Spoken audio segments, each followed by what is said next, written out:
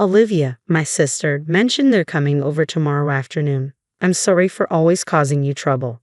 Oh really? No problem. Should I prepare some snacks for tomorrow morning? I apologize that this keeps happening. It's like they don't have any boundaries.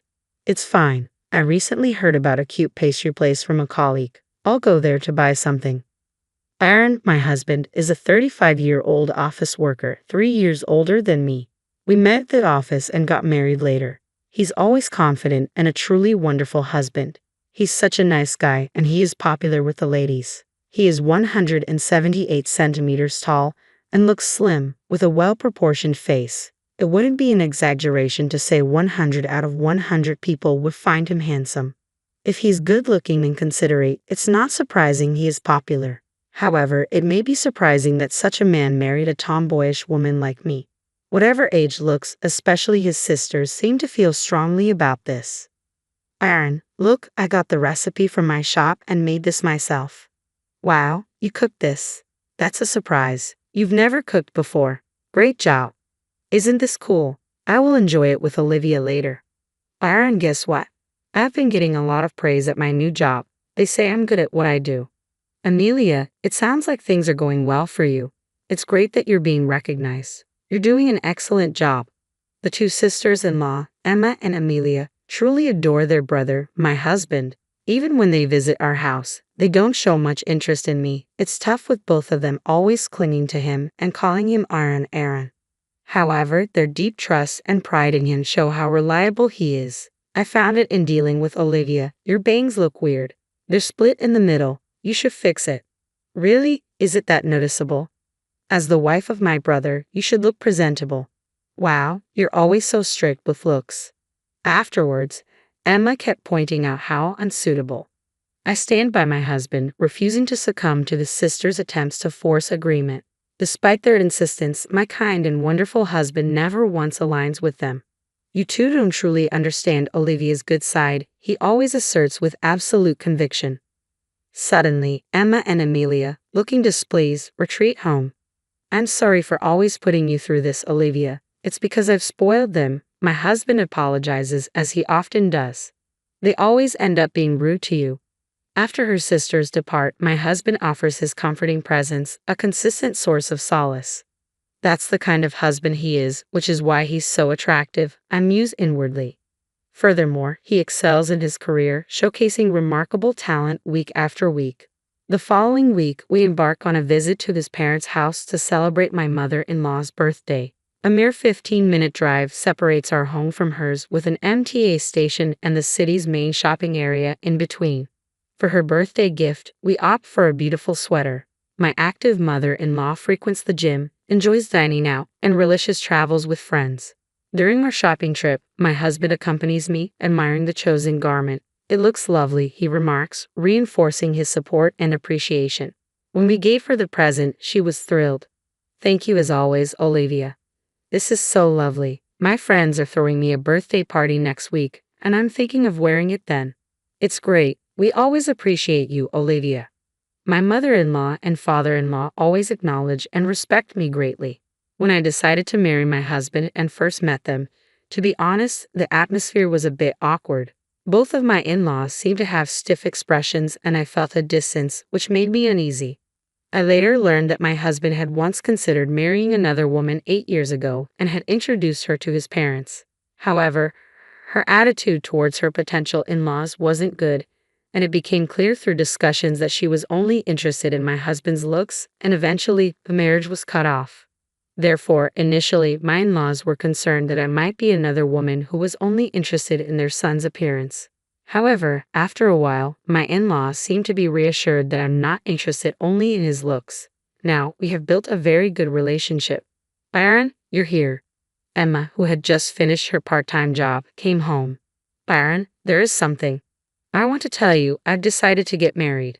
Really? Congratulations, Emma. While I was surprised to hear about Emma's decision to get married, I noticed that my in-laws looked worried. She's going to marry a man from the restaurant where she worked part-time. He is 40, 12 years older than her. I thought my in-laws were concerned about the age gap, but they were actually worried that the man seems to have no savings. Despite their warnings, Emma insisted he is wonderful and kind, perhaps even resembling her brother, and that she can persuade him to start saving money. Even though Emma feels that everything is fine, it seems that the in-laws are not so easily convinced.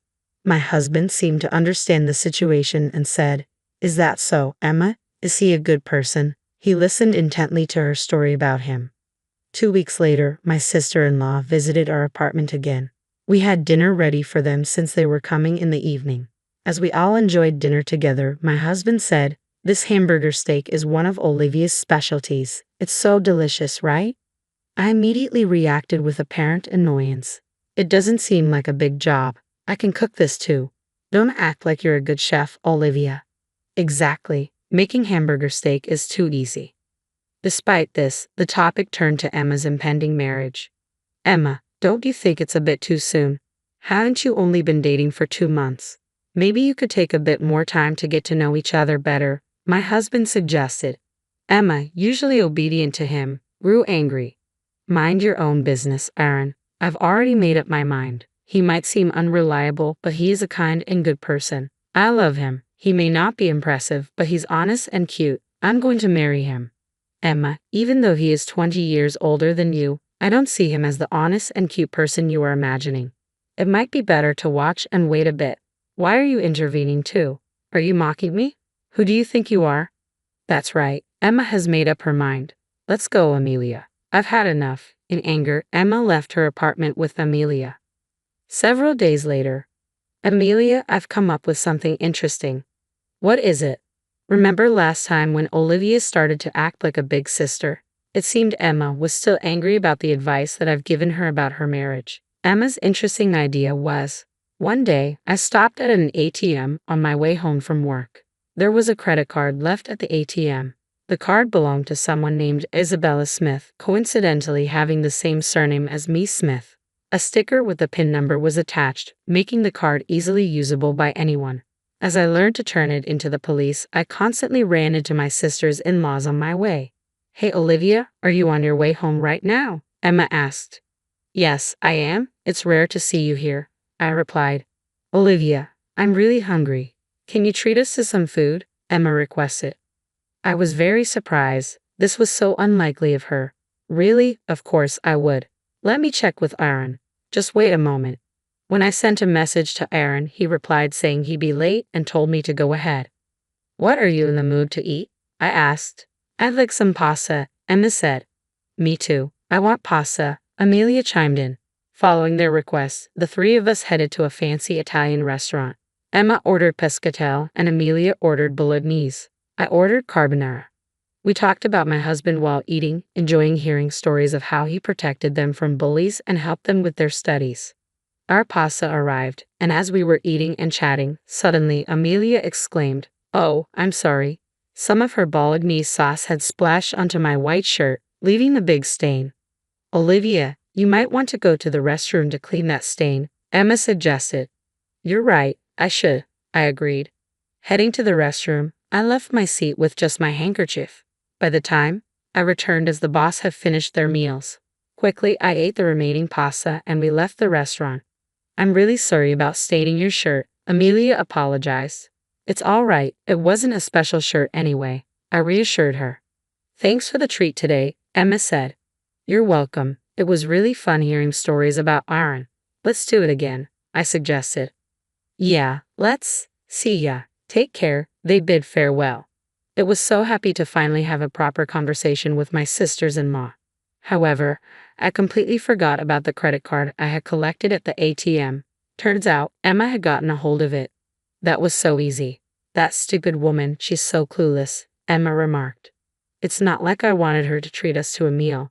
She really should have noticed. She said the shirt wasn't special, right? Well, it didn't look expensive. Also, she has a card made under the fake name Mia," Amelia added. "Really? That's suspicious.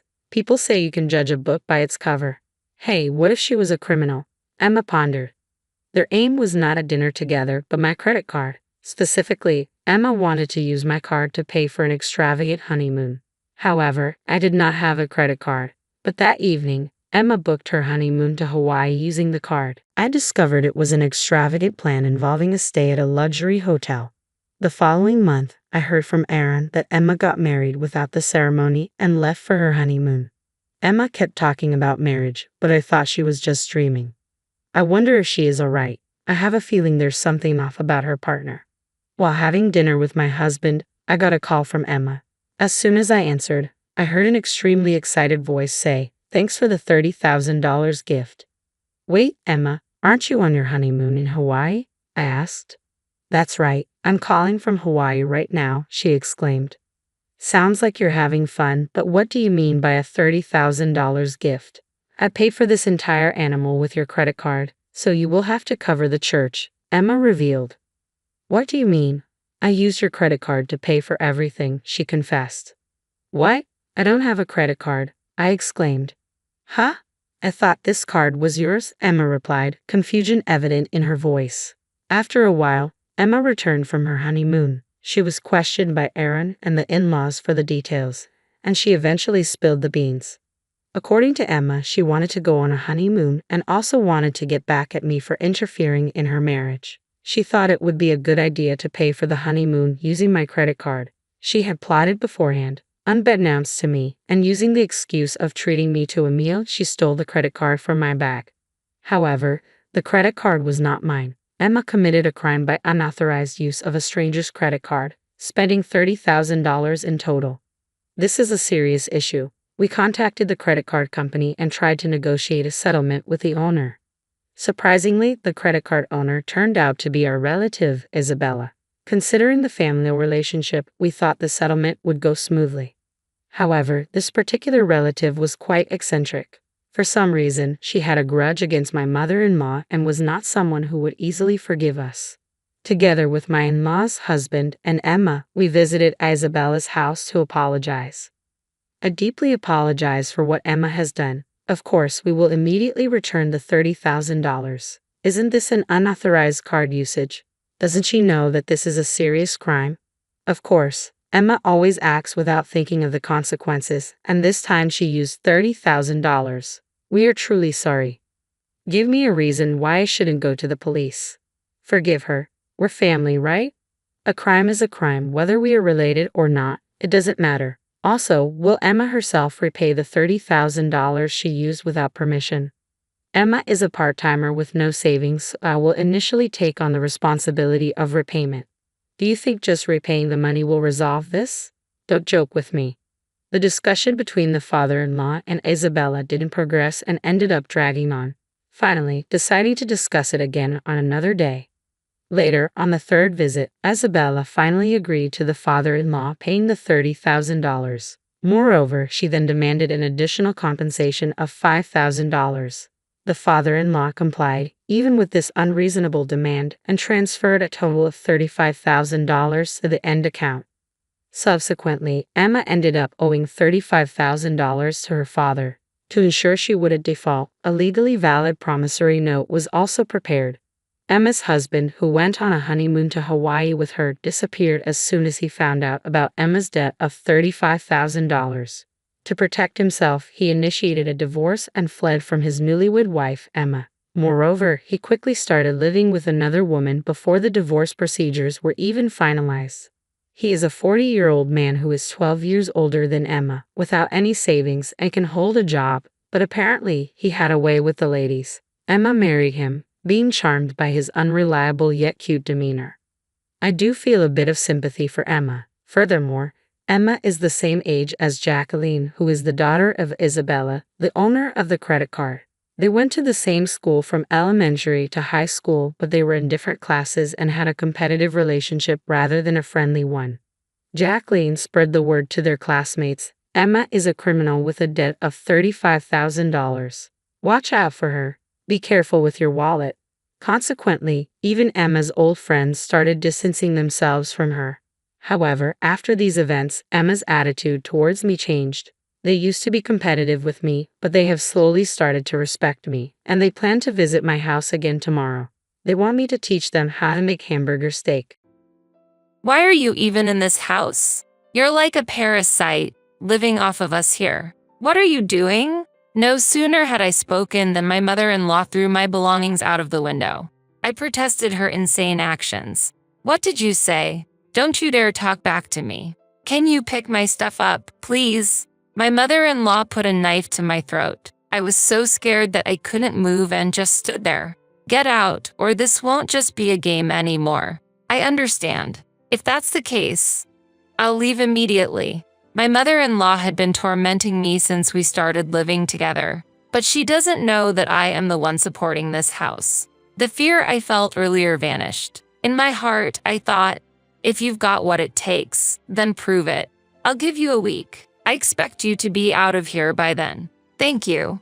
I showed respect to my mother-in-law, but I couldn't suppress my laughter. I quickly put on a straight face, hoping that she didn't notice. This will bring peace back to our home. I'm so happy. Yes, indeed. How ignorant my mother-in-law is. She doesn't realize that far from peace, my departure will bring her trouble. Leaving my mother-in-law in the family home, I moved to a high-rise apartment. Eventually, she will learn the truth, but it will be too late by then. I am Valerie Reynolds. Applying my past work experience, I now work from home. It's been 5 years since I married Justin. I was supposed to be living a peaceful and happy life. Are you okay? Are you really all right? I'm sorry. I never expected this to happen. I'm just thankful you're alive. But with this, things might become even more difficult for you. Don't worry about me. I cried in the hospital room, not caring who saw me, grateful that my husband was alive. That's because he had been involved in an accident at his construction site and lost most of the use of his dominant arm. When I had first heard the news, my mind went blank. Oh, mother, are you okay? Justin, my mother-in-law arrived and rushed to my husband's side, pushing me aside. It seemed that she didn't even notice me. We don't exactly have a bad relationship, but sometimes she prioritizes my husband over everything else. This time was no exception. Oh, Valerie, you're here. I didn't notice you. I arrived just a moment ago, but, oh, did you? Well, anyway, Justin, why don't you come and stay with me at my place from now on? I let out a surprised exclamation at this unexpected proposal. Hearing that, my mother-in-law gave me a cold look. What's wrong? Do you have a problem with that? No, it's not that. It's just a bit sudden. With my son like this, I can't leave everything up to you. I was irritated by her words. I thought that there was no need for her to say that. Then my husband said, Valerie has been working hard all this time. That's why I trust her going forward. Thank you. My mother-in-law seemed to make a displeased noise. I couldn't hear it clearly, but she obviously looked unhappy. However, I couldn't back down either. Well, anyway, come to the house as soon as you're discharged from the hospital. Of course, you're invited too, Valerie. That goes without saying. I could predict what would happen if everything were left up to my mother-in-law. By the way, Valerie, I'm leaving all the moving arrangements to you. Everything? That's a bit much. She's right. It's too much for one person to handle alone.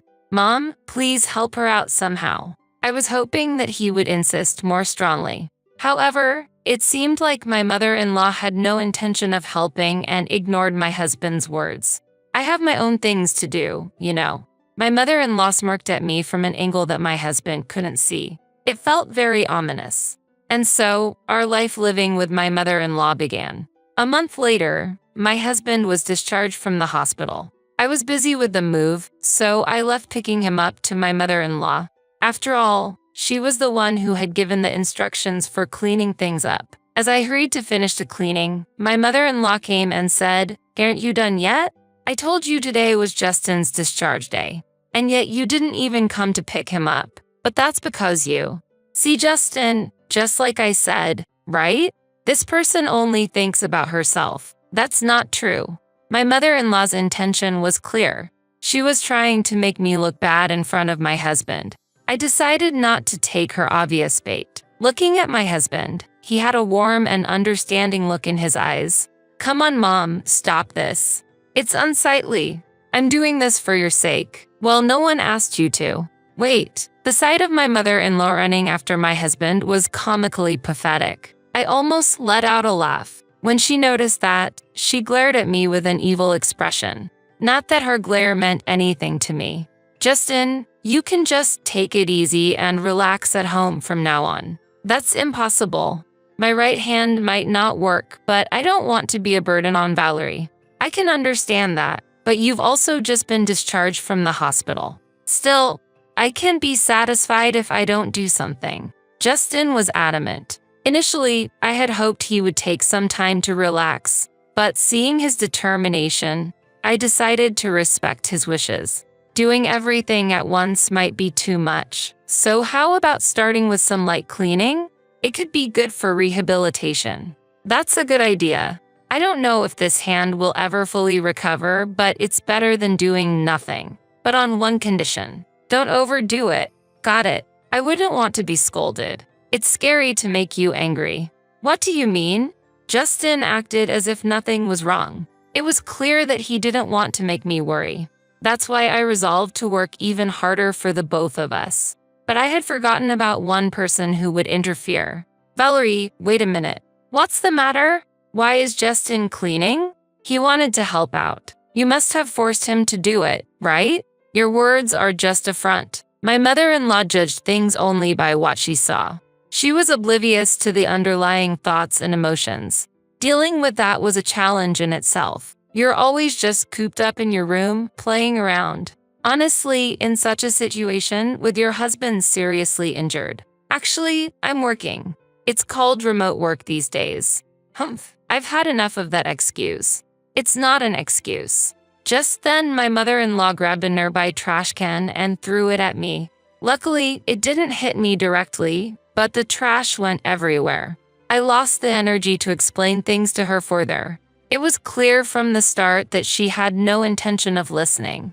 This trash is disgusting. Clean it up yourself. As I sighed and started picking it up, Justin approached me and asked, "Hey, what happened?" "Oh, this is just a small incident." I replied with a forced smile, but Justin seemed to have realized something. He usually appears calm, but sometimes he's surprisingly perceptive. "Did Mom do something?" Are you hiding something? Can you be honest with me?"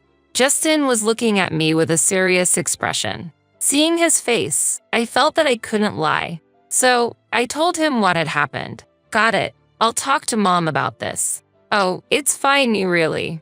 But it's not okay. I'll talk to her properly." "No, but that is." I was happy to get his help, but I was worried about what would come next. In the end, I would be the one blamed. I stared at the ceiling, deep in thought. Night camel. I thought Valerie was just playing around. That's not true.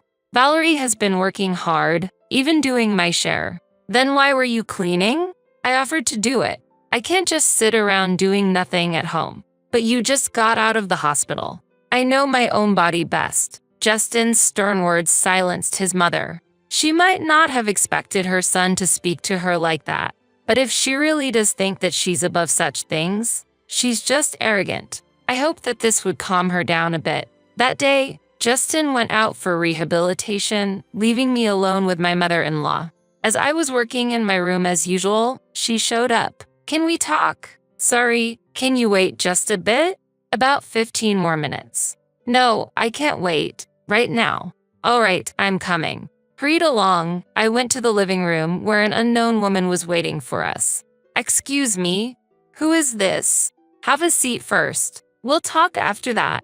I had no choice but to follow my mother-in-law, but I couldn't grasp the situation. As I was trying to figure it out, the woman started speaking. "So this is the one you were talking about, the wife who just plays around without working." "Yes, it's true." My mother-in-law was laughing eerily. "So, you realize that you're an unnecessary presence in this house?" "What are you talking about?" Looking around, I saw them sighing. I didn't understand. Suddenly confronted by a stranger and put down as the target of blame. If I could, I would have left that place in an instant. "Don't you understand?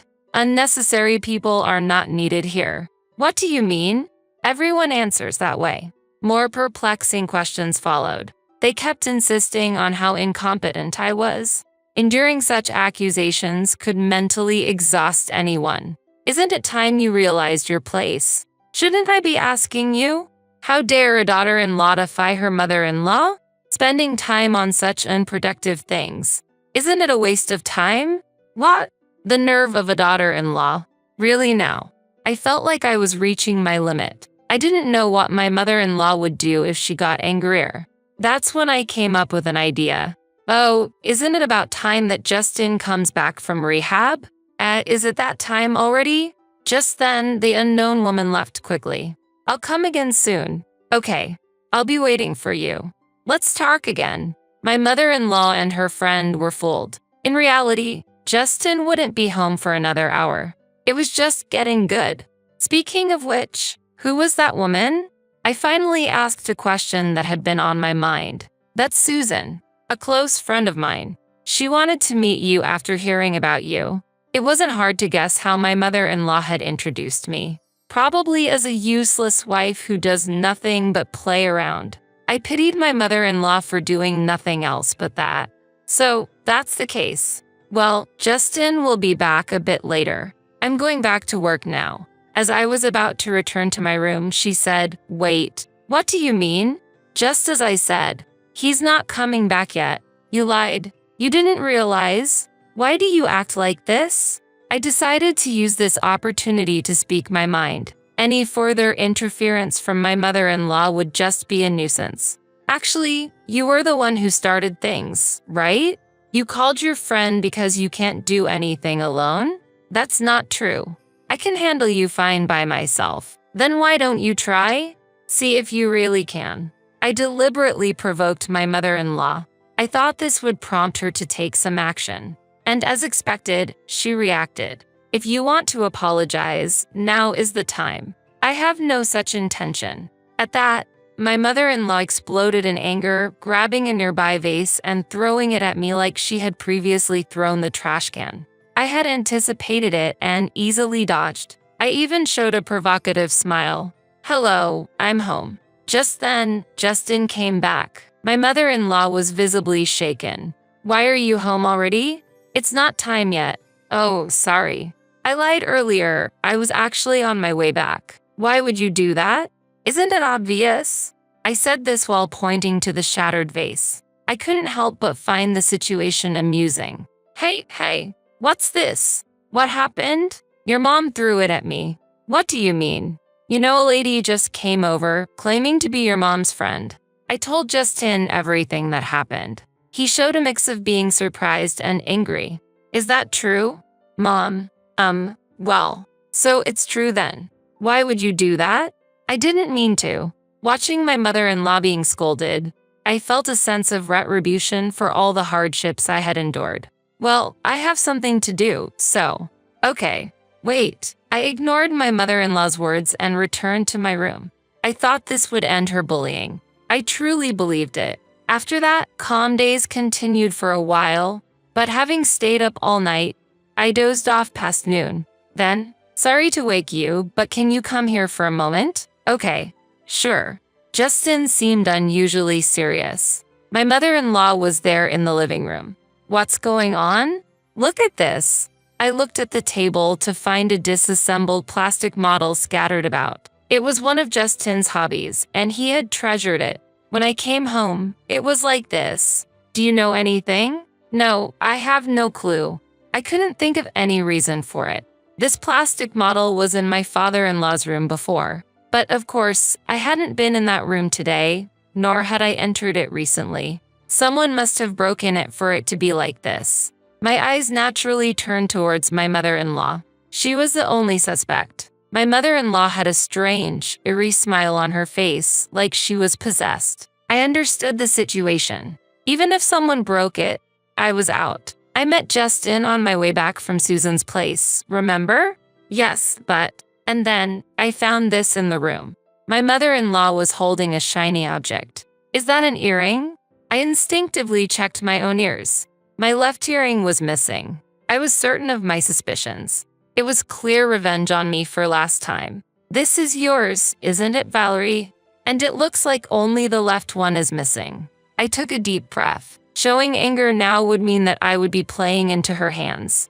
Indeed, it's mine. But isn't it premature to conclude that I broke it? Making excuses is so unbecoming. We have evidence. Still, Anyway, it's broken. Wait a minute. Justin left the room. At that moment, my mother-in-law's gaze was fixed on me.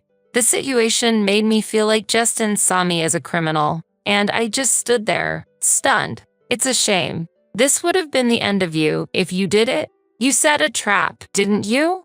You'll find no evidence anywhere. If only you had followed my advice, this wouldn't have happened. If I explain things to him properly, he'll understand. Will he? Her words became reality.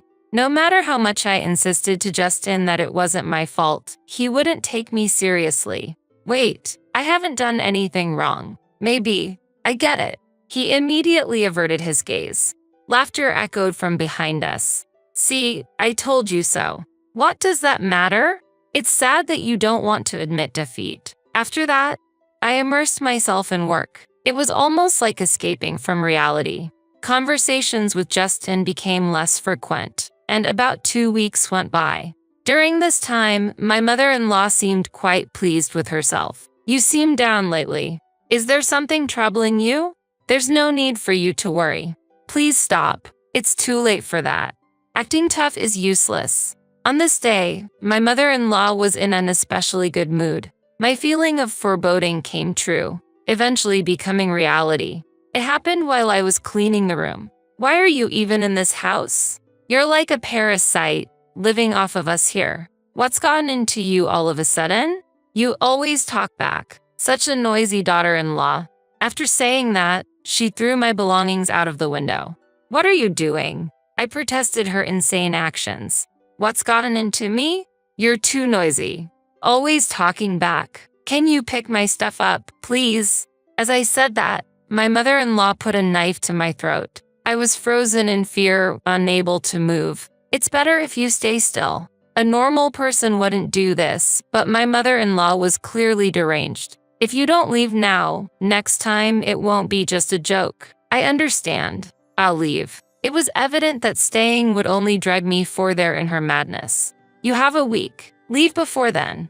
Thank you. This was an opportunity to escape. A week was enough time to prepare. My mother-in-law didn't understand. Who truly supports this house? She lives comfortably and leisurely thanks to me. She really knows nothing. Pack up quickly. Yes, I'll start right away. A smile formed on my lips as I bowed my head, but I couldn't let her suspect anything. I quickly composed my face. This will bring peace back to our home. I'm so happy. Yes, indeed.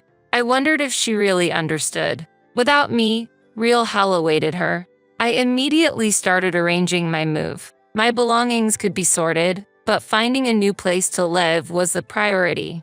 After my mother-in-law had gone to bed, I explained the situation to Justin. I see. So it has come to this. Actually, I have something to tell you too. His serious tone made me raise my voice in surprise. What? Yes, various things. We'll talk about it later. Okay, we absolutely will. 3 days after being told to leave the house by my mother-in-law, I found a new place. And now, the promised week was almost up. Well, today's the day of the promise. You understand, right? Yes, the movers are scheduled to arrive soon. Finally. And where's Justin? He seems to have gone out since this morning. Well, never mind. The thought of not having to see your face anymore is enough. I'm going out now, make sure everything's clean. Understood. I saw my mother-in-law off with a smile on my face, but not one from the heart. An hour later, the moving company arrived and loaded all my belongings. I contacted Justin. All packed up. Got it. Just make sure you get there safely. Okay. See you later. I ended the call. I was excited to think about what would happen when my mother-in-law returned. I couldn't wait to arrive at my new home. Finally, the moment of completing the move arrived. What have you done? I just did as I was told. That can't be. Justin's belongings are nowhere to be found. Of course. We moved out together. No way. Do you want to check with him? I got out my phone, set it to the speaker, and handed it to my mother-in-law, who still couldn't grasp the situation. This was my plan all along. Mom? Justin? What's happening? Tell me. Actually, about the model kit incident. We know that you did it. There's no way Valerie would do such a thing. Why do you think that? Because it was a gift from Valerie. She wouldn't break it on purpose. Justin was right. The broken model was a gift I had given him, a limited edition that I had lined up early in the morning to buy for him. In other words, Justin knew everything from the beginning and was testing you. That's right. I wanted to see how badly you were treating Valerie. No way. From now on, you will have to manage on your own. We'll be living happily in our high-rise apartment. What? In a high-rise apartment? Weren't you just playing around every day? My mother-in-law seemed to have no grasp on the situation. I had thought she understood a bit more, but her lack of understanding was beyond belief. By the way, I've been paying for our living expenses up till now. I thought Justin was taking care of that. How could he when he's been at home? A little thought would have made that clear to you.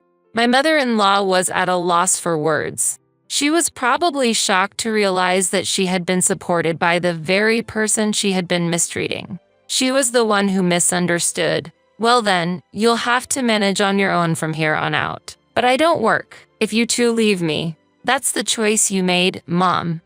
It's no longer our business. Well, it's time for each of us to do our best. You're just going to leave your mother? What?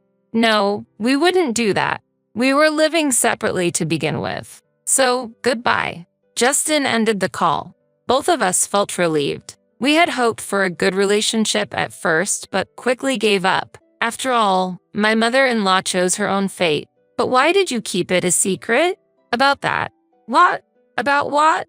About Mom. Oh, that. It's like they say, deceive your allies to deceive your enemy. Haha, you can't mean enemy. We looked at each other and burst out laughing. Now we could finally have a peaceful life together. About a month later. Yes, what is it? Valerie, I tried, but I can't do it alone. What are you talking about? It's only been a month, right? There's still a long way to go. Keep up the good work. No, you don't understand. Let's both do our best. Bye. My mother-in-law was desperately seeking support, but it wasn't going to be that easy. Justin had already blocked her number, so she could only contact me. No matter how much she called, I just brushed her off coldly. Do you need help with the luggage? Thank you, that would be great. But is your right hand okay? Oh, this. I've recently started to be able to use it a bit more. Really? Wow. Justin has been full of surprises recently, but I'm filled with joy. My mother-in-law's situation didn't matter anymore. From now on, we are going to put only our own happiness first. I am Claire, 28 years old, working hard together with my husband to make a living.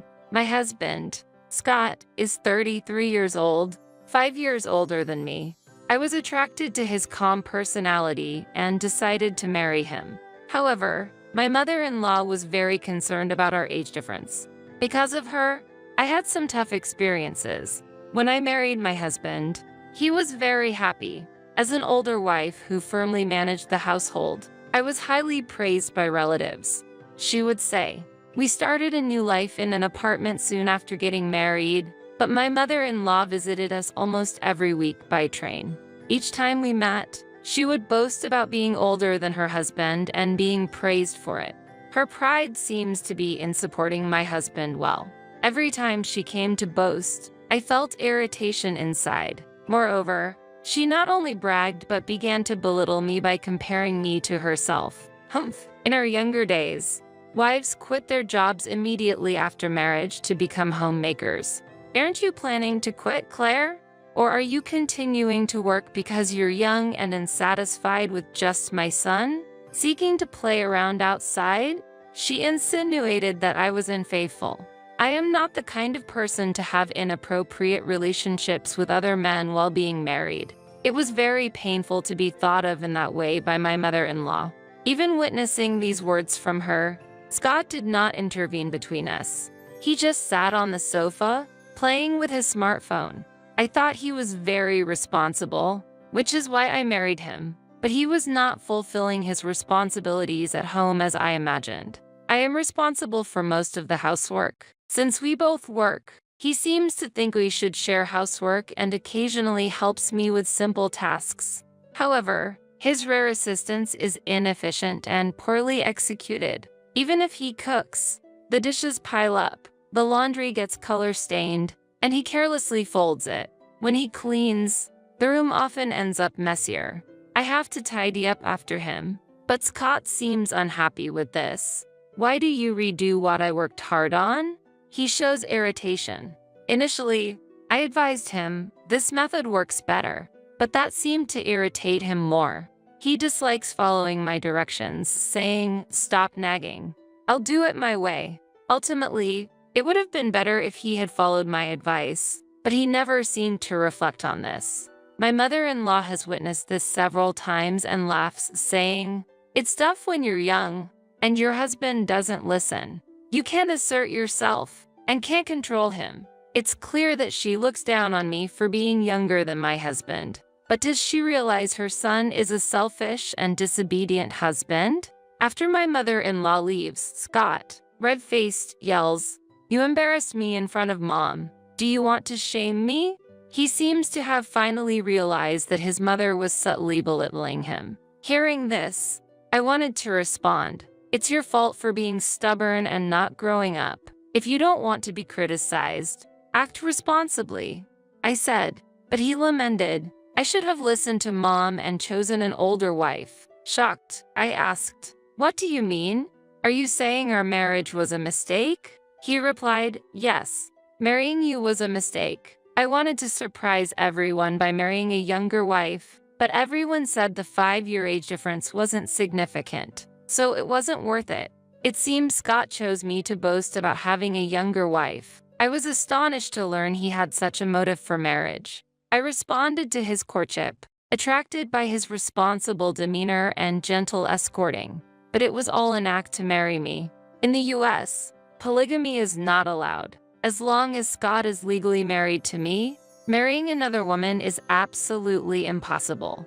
Nevertheless, he proudly declared, "I've decided to follow Mom's advice and marry an older, more mature wife. Olivia has always lived near my parents' home and is a reliable, big sister type. That's why I thought marrying her, a mature woman, would be better than marrying an inexperienced younger woman like you." Scott admitted he considered our marriage a failure, but I thought it was too soon for him to be looking for someone else. Moreover, planning another marriage while still married to me is unthinkable. This is clearly adultery. I was dumbfounded. Seeing my reaction, my mother-in-law started laughing. "You thought you wouldn't be abandoned by a man because you're young? But you're wrong. You come home later than Scott every day, so people think you're playing around with other men. You can say anything even if your husband turns to another woman. But I told you I'm working. I'm not playing around with other men." I replied, "It seems my mother-in-law really wants to believe I'm having an affair. Does she think it's okay for her son to brazenly admit to adultery because she's convinced I'm unfaithful? Maybe she's not worried about compensation for her son's affair because she's mistaken about me having one. I'm not having an affair, and if Scott is having one with Olivia, I definitely plan to seek compensation. Excuse me, but I will ask for the usual compensation for adultery. Is that okay?" I said, and my mother-in-law laughed loudly. "If you do that, we will demand compensation from you. Your late return to home itself is proof of adultery." She retorted, "Oh, is that so? Then please consult a lawyer. I wonder if they'll take your case with that argument." I replied, and my mother-in-law left grumpily, saying, "You'll regret this later." However, compensation isn't my only concern. Later, Scott and my mother-in-law brought Olivia to our house, and with his arm around her shoulder, Scott said, "From now on, I plan to live in this apartment with Olivia. So, please pack your things and leave quickly." "Why do I have to leave?" "Because this apartment is mine. Isn't that obvious?" Scott said, but in reality, the apartment is in my name. I couldn't understand why he would say such a thing. "This spacious apartment is unnecessary for you, right? That's why I'm saying, give it to me," he claimed. I was momentarily shocked that he told me to leave, forgetting I'm the owner, but it seemed he remembered the apartment was in my name. However, I doubted whether Scott had the ability to pay the rent. As I thought about his income, my mother enlarged me. We don't need a useless daughter-in-law like you. My son has found a wealthy wife, so leave quickly as you're told. Looking at Olivia, she had a confident expression, and I realized she would be paying the rent from now on. If that's the case, let the new wife take care of the rent. With that thought, I quickly started the procedures for changing the ownership. Olivia was a puzzling person but seemed to work for a large company, which surprised me. I understood why my husband and mother-in-law chose Olivia, financially well-off and an older, long-term acquaintance, over me. As I also wanted a divorce, I happily signed the divorce papers presented to me and left the rest of the procedures to them. I quickly organized my belongings and hired movers to take out my furniture, including the ones I bought. I took the necessary appliances, but Scott and my mother-in-law said, "We'll buy new ones so you can take those." These were originally bought by me. After the busy move, I settled into a luxury apartment, but I don't intend to let this end quietly. Of course, I plan to claim compensation based on the facts of the affair and take appropriate action if those three continue living together in that apartment. With that in mind, I contacted my uncle immediately. "Hello, Uncle. It's been a while. It's Claire. Oh, you already know about the apartment. Yes, I'm getting divorced and have to move out. So, it's okay to return the rent to the original amount. The new wife will be paying, it seems.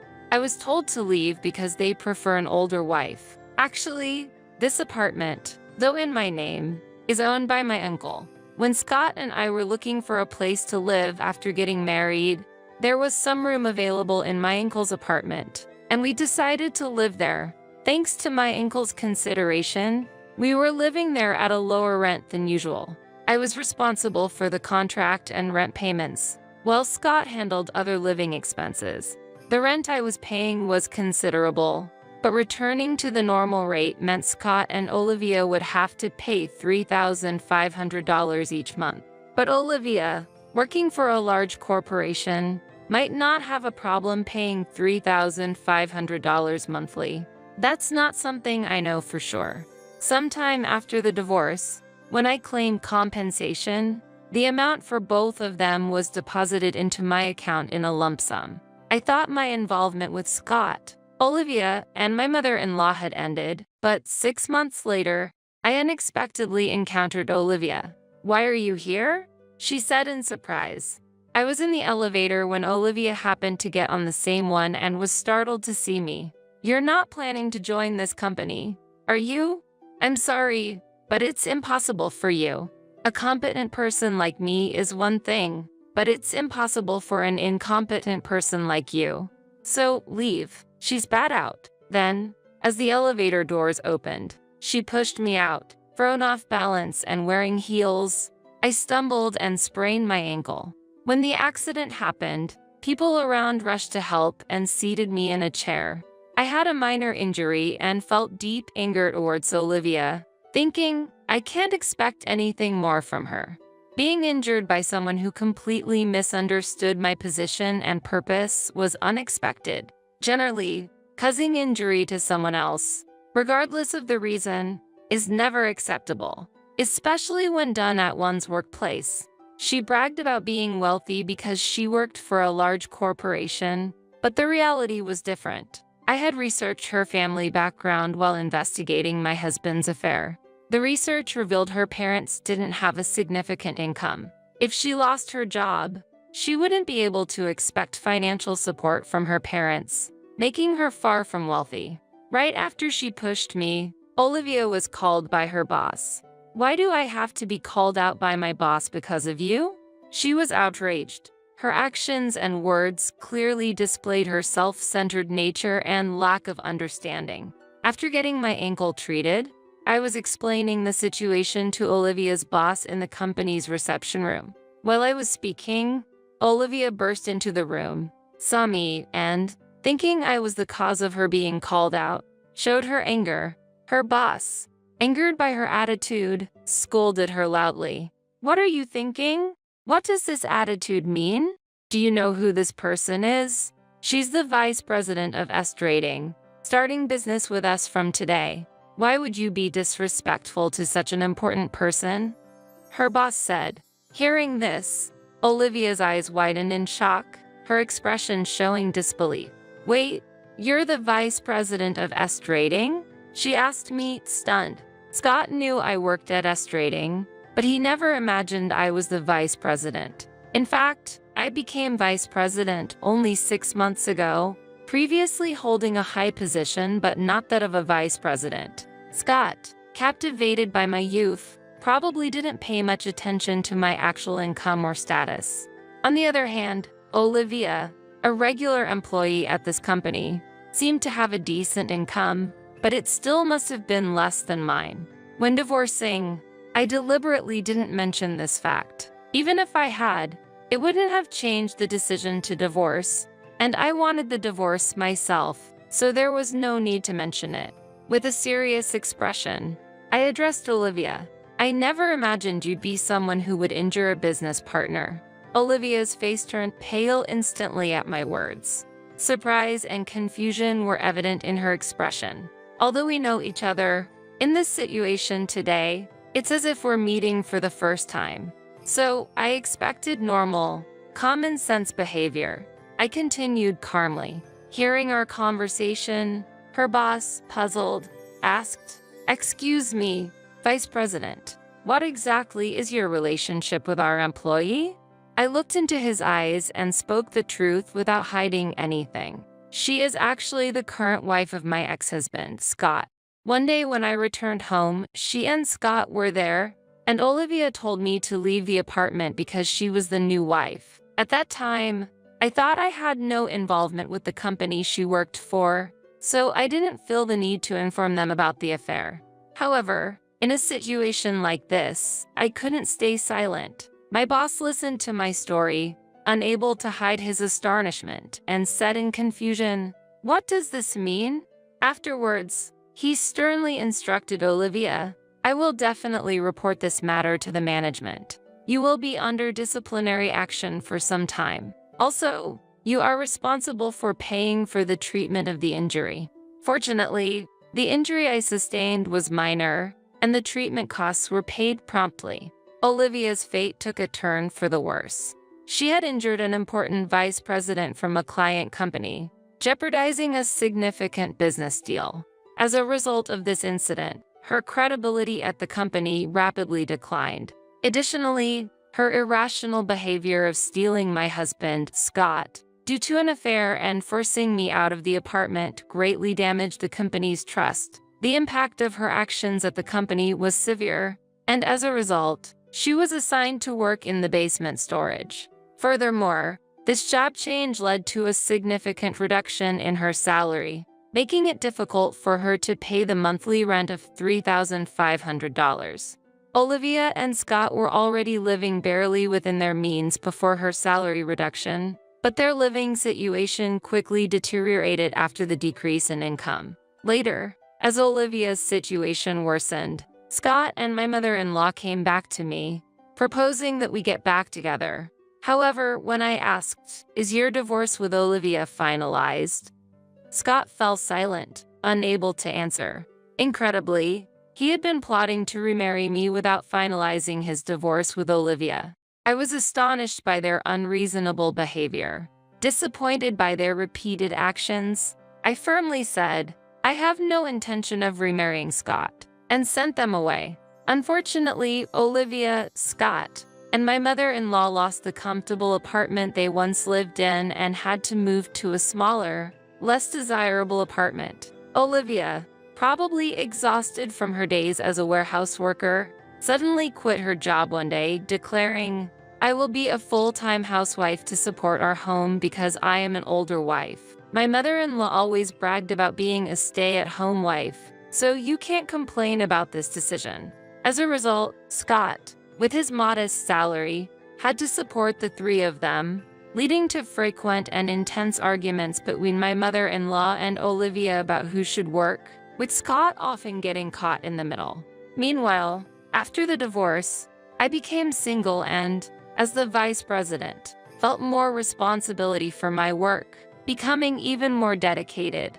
Freed from the troublesome involvement with people like Scott, Olivia, and my mother-in-law, I can now focus on my career and personal growth. Based on the lessons learned from my past experiences, I decided to keep a distance from relationships and marriage for the time being. I will prioritize my happiness and stability, making wiser choices in my life ahead. I believe you all understand, began my brother's wife. All eyes turned toward her.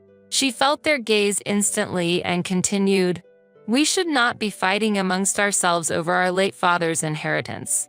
I don't think that's what he would have wanted." She looked up at the sky for a moment. Her acting seemed exaggerated. And then she added, "It would be best for my husband, the eldest son, to inherit it for both social reasons and to avoid the conflict that our late father wouldn't have wished for." With satisfaction, she declared that my brother would inherit the estate. Everyone was astonished because, as it turned out, my brother was. Our father passed away peacefully. I believe he had a blissful departure. I am the oldest child at 36, unmarried and enjoying living alone. I have an older brother and a younger sister. Our father once established a well-known company in the area, but now only his name is registered as the nominal president, and my sister and I work there as regular employees. We live in apartments close to our workplace, conveniently located nearby our family home.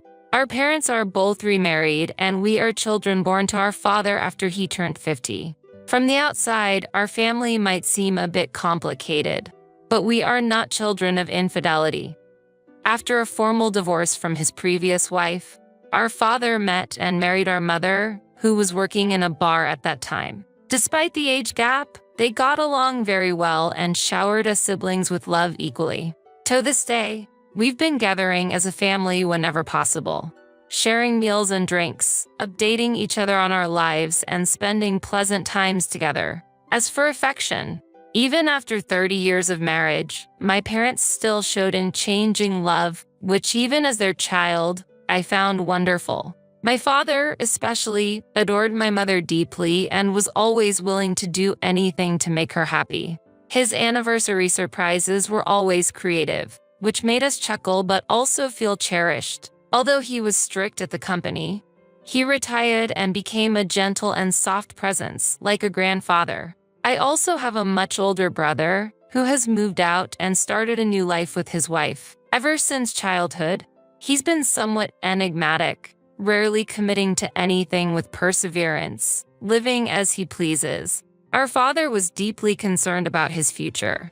However, my brother remained oblivious to these concerns, wandering aimlessly as ever. He left home out of the blue, brought home his current wife, and announced, "I'm engaged." The impression I had when I first met her, unfortunately, was not very good. She might be the bright and candid type. However, her remarks often carried a certain sharpness, and I felt they were somewhat disdainful. Nevertheless, my parents did not oppose the marriage, thinking, since she's the partner our son has chosen.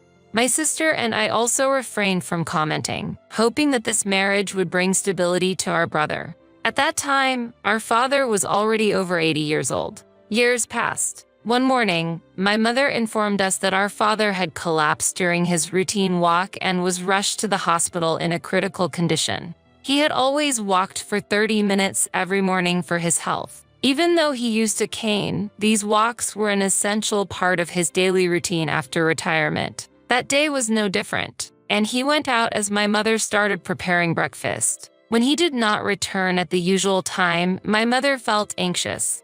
As she checked outside, a neighbor hurried over and breathlessly informed her, "Your husband has collapsed. He's being carried to the ambulance." My mother immediately rushed to the scene and joined him in the ambulance to the hospital. Soon after, I was contacted by the hospital. In a panic, I informed my brother and sister of the situation. Then, after telling my boss, I quickly headed to the hospital. When I arrived, my father was still receiving emergency treatment. My mother sat quietly in the waiting room chair as if nothing had happened. I sat next to her and patted her shoulder, praying for my father's well-being. My sister arrived shortly after, and we sat in silence, anxiously waiting for the outcome of my father's treatment. Sadly, he passed away shortly after. Considering his age, it could be said that he had lived a full life. My father had always jokingly said he wanted to leave this world suddenly, and that's exactly what happened. The situation was complex. In the end, neither my brother nor his wife showed up at the hospital. The company organized my father's funeral. The preparations were made by the staff, and we, the family, were too busy to take time to mourn. My mother appeared composed, too occupied with greeting the attendees to indulge in grief. The business seemed appropriate for her at the time. They were truly a loving couple. After the hectic 3 days, we finally slept, as if making up for the lack of rest we had endured.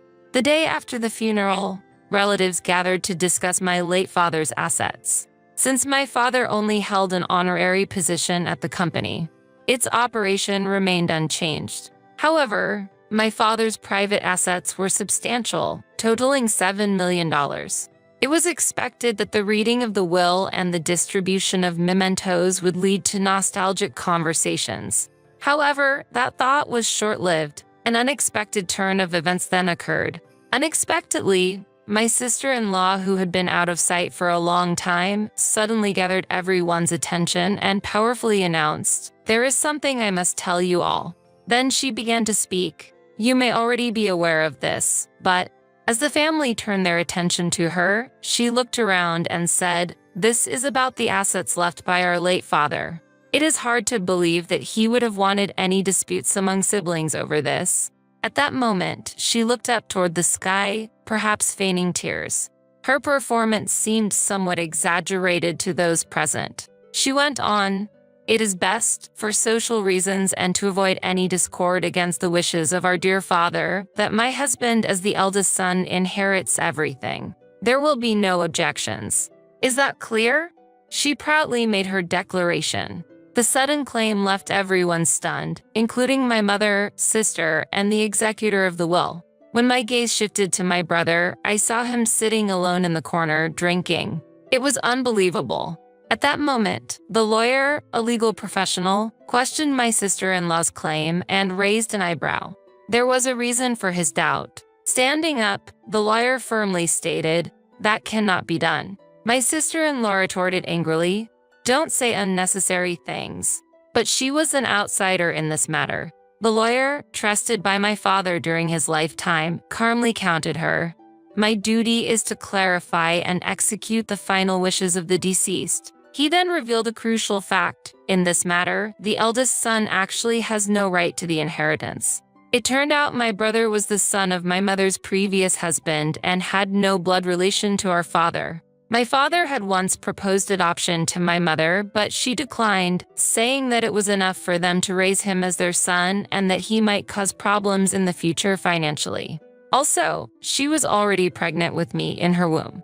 Throughout our lives, our parents showered us with love without distinction, and our father was always willing to invest in what we wanted. However, as my mother predicted, my brother's life did not extend beyond completing his college education. Afterward, my brother, who had proclaimed his desire to be a musician, spent his time idly in the UK under the guise of training, and upon returning to the US, he never held a job for long, always relying on our father for money whenever he was in financial difficulty. When my sister-in-law learned of this fact, she screamed in outrage, "This is a joke. I married him thinking he was the son of a wealthy man." Then she confronted my brother, lashed out, and accused him, "You deceived me. I can't forgive this," while attempting to hit and kick him. Fueled by indignation toward her, I stood up and said, "Have some shame. How can you speak of avoiding disputes here in front of everyone when your intention to monopolize the inheritance is clear? Blood-related or not, he's our brother, and I will not stand by and watch him be attacked. Thieves should leave." She then turned her aggression toward me. I braced for a blow, but something unexpected happened. With a loud bang, she vanished from our sight. My brother stood there, breathing deeply. He quietly whispered to me, "Sorry, I'll handle this from now on," and took her by the hair, calmly leading her out of the room. The lawyer then read the will, which stated, "Please follow the inheritance laws as a principle." However, when it comes to the inheritance for the children, divided among the three of them, this is my request to my wife. I wish for the family to live together in harmony. That's my only wish. I'll watch over all of you from above." My mother turned to us and asked, "What shall we do?" My sister and I already had the answer in our hearts. "Let's do as father wished," we replied with a smile. About a month later, my brother visited the family home alone. He and his wife had ended their marriage without any division of property. His ex-wife continued to complain of being deceived, but my brother insisted he never pretended to be a wealthy heir. It seemed she had misunderstood on her own. I heard that she is now making her living in the nightlife industry, which was where they had met. This incident turned out to be a significant turning point for my brother. Although it's not certain yet, he seems to be working earnestly at a logistics company, aiming to become a full-time employee.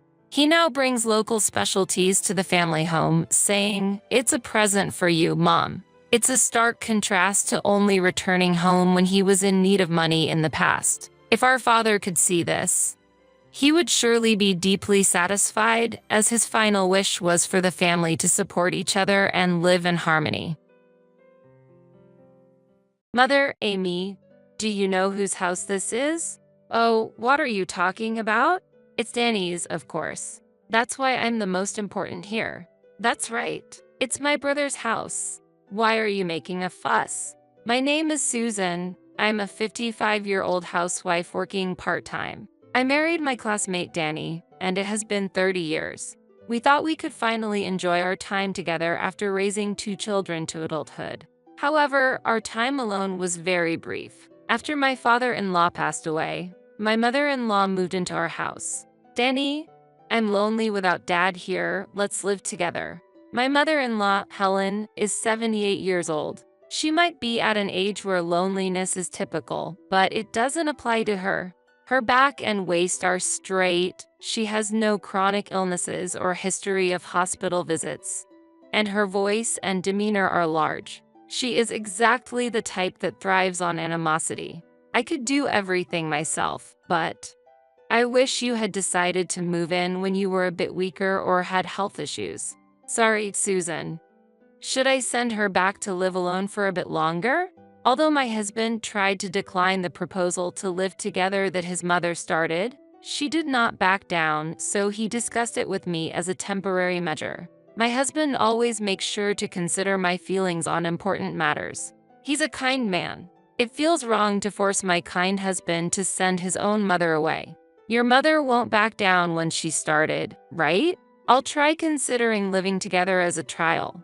But I think she will definitely harass you, Susan. She was terrible even when we introduced you during our engagement. You remembered that incident? Can we end the living arrangement if she angers me even once? Susan, you are strong. My life with you is what matters most. If you think it's too much, we'll stop living together with her.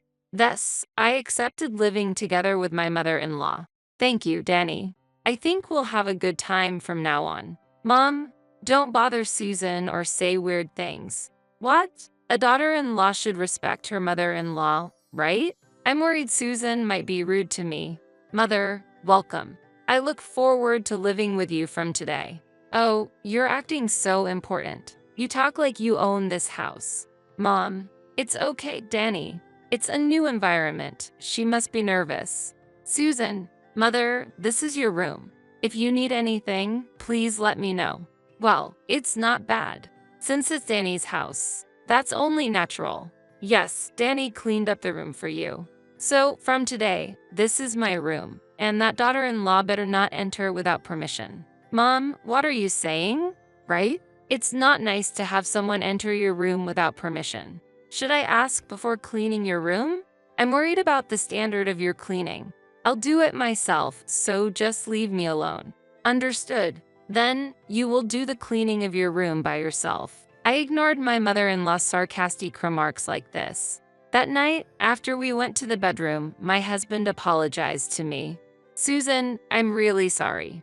I think Mom will be like this every day from now on. Well, the fact that your mother is still so energetic must be a good thing. But it's typical mother-in-law harassment. Even today, saying things like that daughter-in-law. Oh, Danny, do you think I'm a woman who would get upset over a little mother-in-law harassment? She's not a stranger, but a mother-in-law. I feel so sorry for you, Susan. I'm happy you feel that way. It would be hard for you to be caught between me and your mother, so I'll handle it. Thank you. You can decide whether to continue living together with her or not. It's hard to believe such a kind and considerate person was raised by that mother-in-law. Maybe he inherited his father's blood, who was a quiet man of common sense and propriety. With that thought, I prepared for the upcoming mother-in-law and daughter-in-law battle and went to sleep. Susan, this soup is too bland to drink.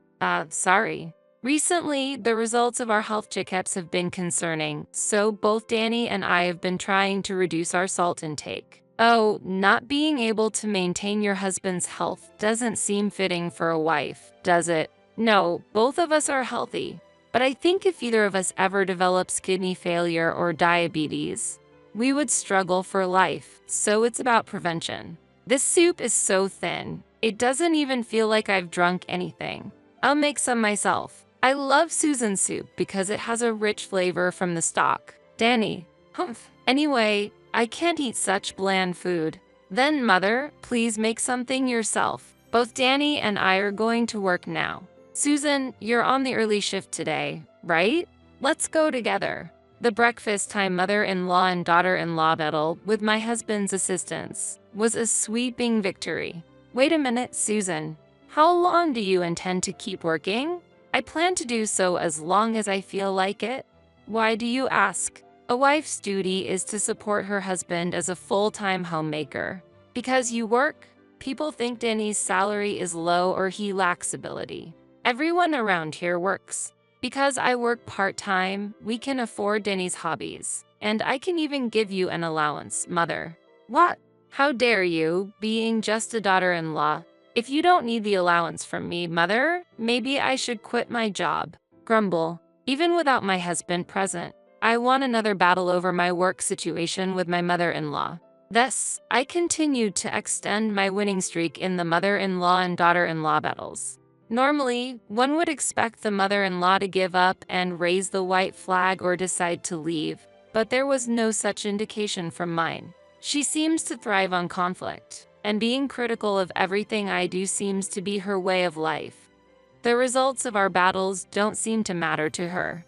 However, my competitive mother-in-law not only challenged me but also made friends with the neighbors, and perhaps even the local ladies felt overwhelmed by her. They prepared a welcome wagon for me. The neighbor who is closest to me came over with a wry smile, holding some items, and said, "That mother-in-law of yours seems tough." I think she understood my feelings. Indeed, it's a troubling situation, but as long as she is healthy and doesn't need care, I thought it was manageable. However, that was until she took a certain action. About 2 months after we started living together, a huge amount of goods was delivered to our home. A 8,000-pound truck parked in front of our house and began unloading item after item. Excuse me, what are all these packages? There are so many. It seems there is no mistake. The delivery is for this address. The sender is Amy. Huh? Amy is my husband's sister, my sister-in-law. Oh, has it already arrived? From inside the house, my mother-in-law emerged with a broad smile. I had a bad feeling and questioned my mother-in-law. Mother, these packages seem to be from Amy. Do you know anything about them? I suggested to Amy and the others that they live here with us, and they were delighted. They sent the packages right away. What? Danny, does my husband know about this?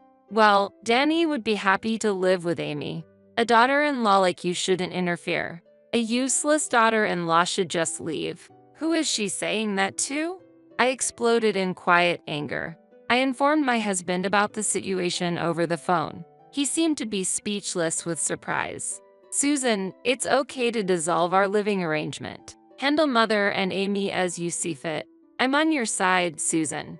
Having confirmed my husband's intentions, I shouted at the courier. I apologize, but I refuse to accept these packages. Please send them back. The courier stopped moving at my command. I have my husband's approval. I refuse to accept them. What? A daughter-in-law? Danny wouldn't allow such an outrage. Isn't the outrage on your part, mother? Danny didn't know about this, did he? I'm Danny's mother. I'm the most important here. A daughter-in-law like you shouldn't interfere. Somehow, I managed to convince the courier to return the packages, and I continued to glare at my mother-in-law. That evening, my husband left work early in a rush to come home. Oh, Danny, do you know what Susan did? She sent Amy's packages back. Why would you do something like that on your own, Mom? Why did you think to invite Amy to this house? Well, Amy and the others are living in a rental property. It's nicer and more spacious here. And apparently, I'm useless and should leave. What? Mom, did you say that to Susan? Yes. Susan doesn't respect her mother-in-law, and she decides important things on her own. Mom. At that moment, there was a loud knock on the front door. It was a very impolite visitor who didn't use the intercom. That rude visitor was my sister-in-law, Amy.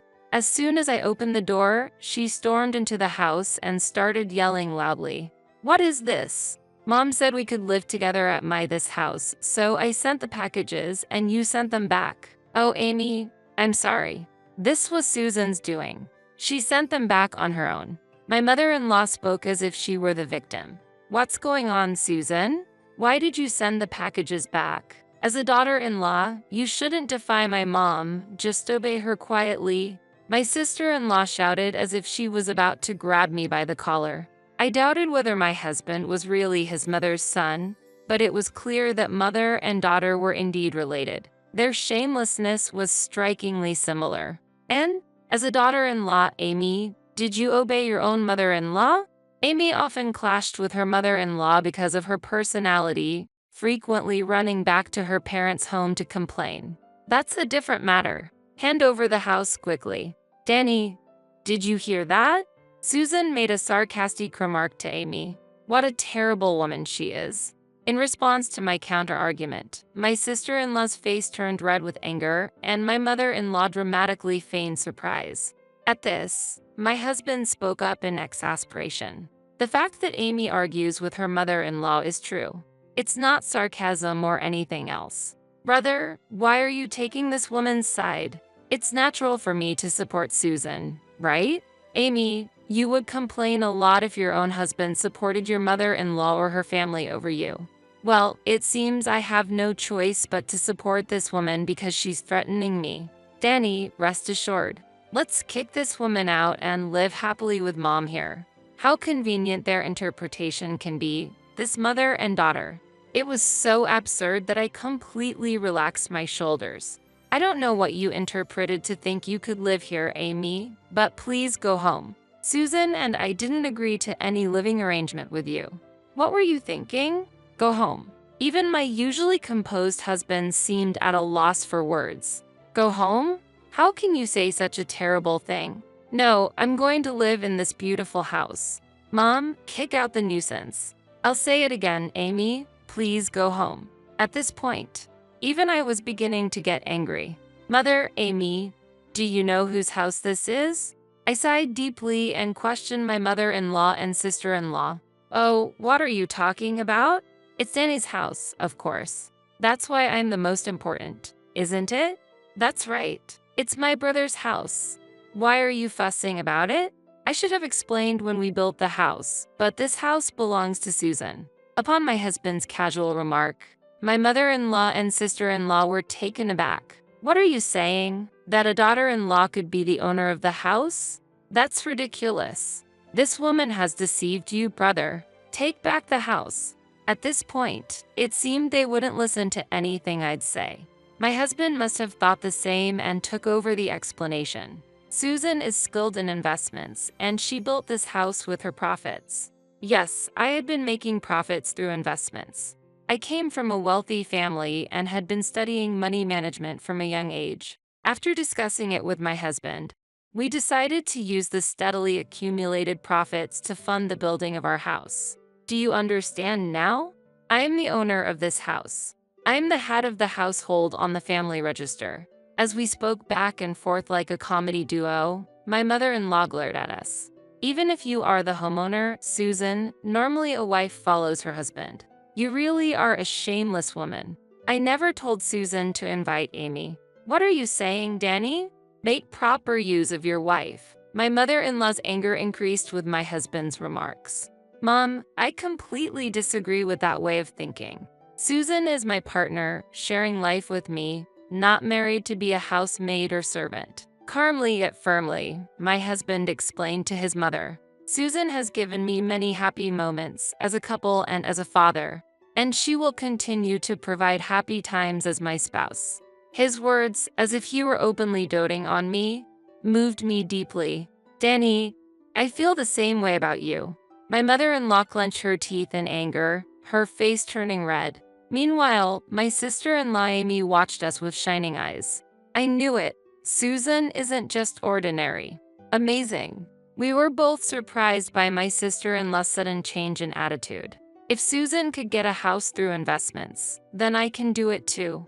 I was even more surprised by her words. Yes, but in my case, I've been making profits through investments since I was young. It seemed my sister-in-law misunderstood, thinking she could quickly profit from investments. This isn't the time for this. I'm going to start investing right away. With that, her previous aggressive demeanor vanished, and she disappeared in a flash. Novices aiming for big profits in investments often fail. Investing is a matter of personal responsibility. Well, it saved us the trouble of kicking her out. Then, facing the now unsupported mother-in-law, I said, Mother, it's impossible to continue living together with such unreasonable demands. I told you from the beginning not to bother Susan. At our words, my mother-in-law was at a loss for words. I've been putting up with this small house. What now? Fine, I'm going to Amy's place. And she followed after my sister-in-law and left. Shall we have her move her own belongings later? Yes, we don't want to hear complaints about things being damaged or broken. We stretched ourselves and decided to prepare dinner in the house now that the storm had passed. What now, Mom? Don't disturb us. We're busy. Amy, I'm going to live here with you too. What? Stop it, Mom. You lied about living together with everyone at my brother's house, and Susan is a much more trustworthy woman than you. Amy, go back. I can't make space for Mom in this rental home. It seems my mother-in-law quickly suggested cohabitation to Amy, but she was immediately rejected. My mother-in-law had no choice but to return to her own home, which had been neglected for nearly 3 months.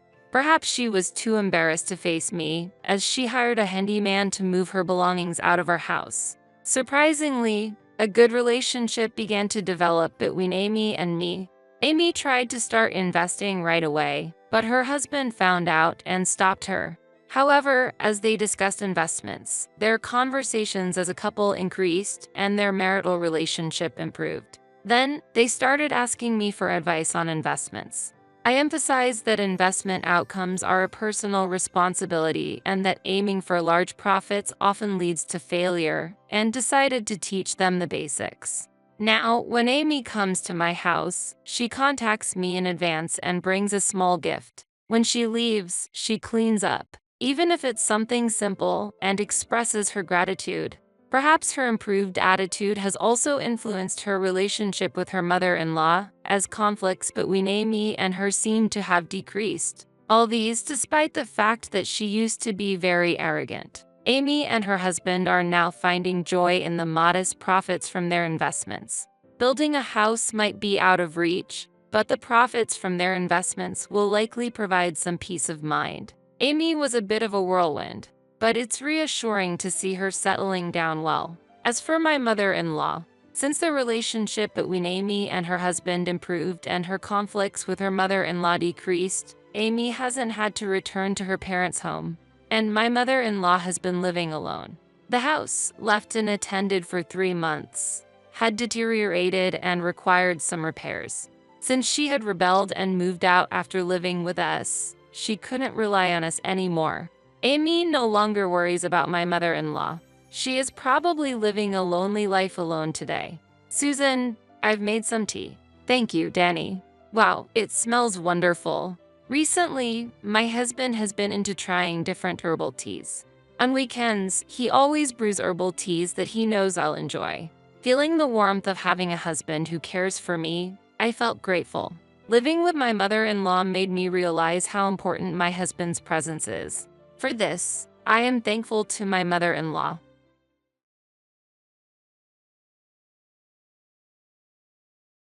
Business trip? What are you talking about? You're just a home worker. Are you just trying to avoid household chores? No, it's really for work. Don't argue. Just quietly follow your husband's instructions. It's been a year since we got married. As a freelancer, my husband doesn't try to understand me at all. Instead, he treats me like a house helper and verbally abuses me, even though I support our household with living and housing expenses. Does he even realize that? Yet instead of being grateful, he just keeps exploiting me. When he says things like that, I can't stay silent anymore. Threatened with divorce papers several times by my husband, I decided to use him in return. Imagining his perturbed face, I headed to my business trip. I am Anna Norman, 29 years old, working at a publishing company. My husband's name is Eric, 34 years old, 5 years my senior. We met 3 years ago during a work visit to a disaster-stricken area. Eric was also doing a job similar to mine, reporting on the situation and writing articles. Since we both worked for publishing companies, we quickly became close, sharing the same interests. We worked together on field research and continued to keep in touch frequently after returning to New York, becoming closer. After 2 years of dating, he proposed to me.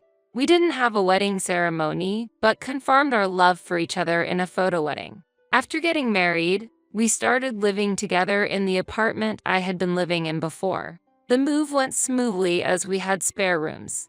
With the marriage, I decided to pursue my dream of becoming a freelancer. Leaving the company meant losing benefits, but I wanted to test my own abilities. A week after the wedding, I decided to tell my husband about my decision to go independent. While sharing dinner at home, I started the conversation. Eric, I'm thinking of quitting my current publishing job. What? Why all of a sudden? You said you were going to work harder. Yeah, but I want to try hard as a freelancer. Freelance? You plan to become a report writer on your own? Yes, I want to work freely without being restricted by company constraints. I clearly expressed what was in my heart. I hoped Eric, being in the same industry, would understand. However, what he said next was not encouragement, but a mocking laugh. Haha. Independent, you say? That's impossible. Why? I haven't even tried yet. Why do you assume that? You're a bit of a dreamer. Your articles are appreciated because you're with your current publisher. Well, that might be true, but still. Still what? You think you can achieve the same success independently? Don't say it like that. In the end, you can't do it. You don't have that talent. Now that we're married, I want you to focus more on housework. While making insensitive remarks, my husband continued eating the meal I prepared. Normally, I wouldn't mind his comments about the taste, but now they just made me angry. I tried to persuade him several times afterwards, but he didn't change his opinion. Instead, he kept saying harsh words like, "You can't do it, your efforts are wasted." But I wasn't going to take the challenge lightly. If I gave up my dream then, I'd definitely regret it. Ignoring my husband's criticism, I chose the path of independence. I informed my company that I was quitting and decided to become a freelance report writer. That night, when I quit my job on my own, Eric yelled at me fiercely. "What are you doing? Didn't I tell you many times not to quit your job? Sorry, but I can't give up on this feeling. And what will happen now? Won't we struggle financially because you quit? Can you take responsibility?" Well, fine, it's none of my business. I can only contribute $1,000 a month. You figure out the rest. Understand? Understood. I believed that a partner would surely support my dream. But reality was harder than I thought. Being opposed by the person I wanted support from the most, a rift formed in our marriage. Eric was. Why was he so cold? I just wanted to pursue my dream. Does being married mean we don't have to understand everything about each other? It was hard, but I couldn't give up on my dream. I've decided to act against my husband's opposition, no matter how difficult it was. My resolve only got stronger. Unfortunately, the criticism from my husband, Eric, also escalated. Gradually, it wasn't just my work he criticized, but me as a person. If I got home even a little late, he would become furious and scold me loudly. "Hey, do you know what time it is? It's past 7 p.m. I'm sorry. I got caught in traffic on the way home. Didn't I tell you to be home by 5 p.m.? It's unacceptable to come home from work and find no dinner prepared. I'm really sorry. I'll start preparing right away. I've already ordered takeout and eat in. Remember to pay me back for it later." Thus, overnight assignments were completely prohibited for me. That limited me to only day trips for my assignments. However, sometimes these assignments took longer than expected, or I'd get caught in traffic. It's impossible to predict what might happen until you're on location. Schedules dependent on the weather make returning home by 5 p.m. unrealistic. Still, I couldn't defy my husband. Despite the fact that I worked freely from home while he commuted in crowded trains, he couldn't accept this difference in our situations. Understanding his feelings, I've always tried not to anger him. Meanwhile, I continued to build my career as a report writer. Initially freelancing for various publishers and getting paid per assignment, I soon started receiving direct job offers. Then, I began managing a blog alongside writing articles as requested by my clients. This significantly increased my income. Before I knew it, my monthly earnings had tripled from when I was employed at a company, sometimes exceeding $10,000 a month. I was able to save a substantial amount. Even after starting to earn over $10,000 a month, I didn't tell Eric. I thought he would be displeased knowing that his former colleague, now his wife, was earning more as a freelancer. A year into our marriage, Eric's attitude hadn't changed. In fact, it worsened day by day, with hardly any conversation between us. Instead, his criticisms increased. Then, one day, after a long period without a break, I decided to buy clothes at a department store. Upon returning home, Eric stared at the shopping bags and said, "You plan to make luxury purchases even though our income is insufficient?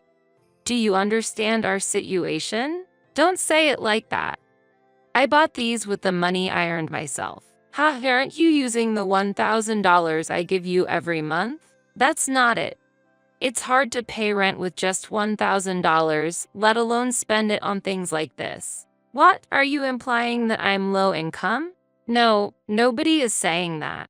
At that moment, Eric suddenly threw his beer can at me. Fortunately, it didn't hit my body, but it spilled beer on my clothes. "What are you doing?" As I shouted, Eric's face turned red and he raised his voice. "I'm giving you $1,000 every month, even though you quit your job on your own. Aren't you grateful? What are you talking about? I'm paying for the rent shortfall, utilities, and groceries from my income. You're probably just dipping into your savings, right? There's no way you, a freelancer, can earn more than me. If you don't believe me, that's fine. But I am not causing you any trouble. Say whatever you want, haha. Just remember, you won't get any allowance if you come crying later." Eric didn't apologize for throwing the can and smirked at me. My patience with him had reached its limit. Several months later, I received a direct assignment from a publishing company I regularly contribute to, which required traveling abroad to write about natural disasters. It was obviously impossible to make it a day trip since the destination was overseas. Therefore, I decided to inform Eric about the details of my work. "Eric, I'm sorry it's sudden, but I have to go on a business trip overseas this weekend." "A business trip? It's weird for a freelancer like you to say that. Are you just trying to skip housework? It's not like that. It's really for work. A freelancer like you going on an overseas business trip? Don't tell such ridiculous lies." "It's not a lie. I received a direct request from the publisher. Just be quiet and listen to your husband. Don't argue with me." Eric kept blaming me as if I was being selfish.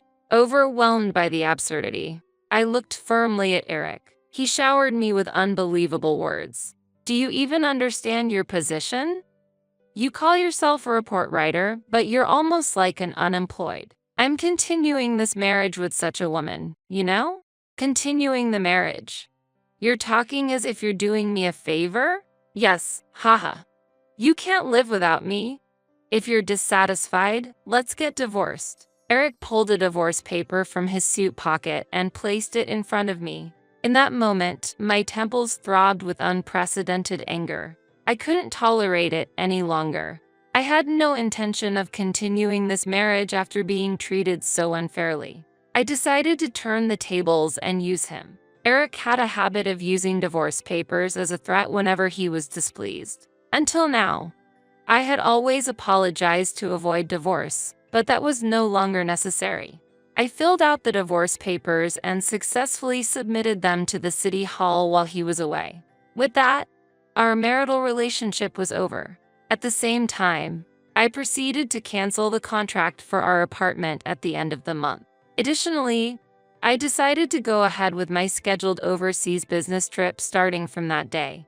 Of course, I didn't tell Eric anything, leaving messages and call notifications disabled. After completing all the procedures, I returned home after 2 weeks.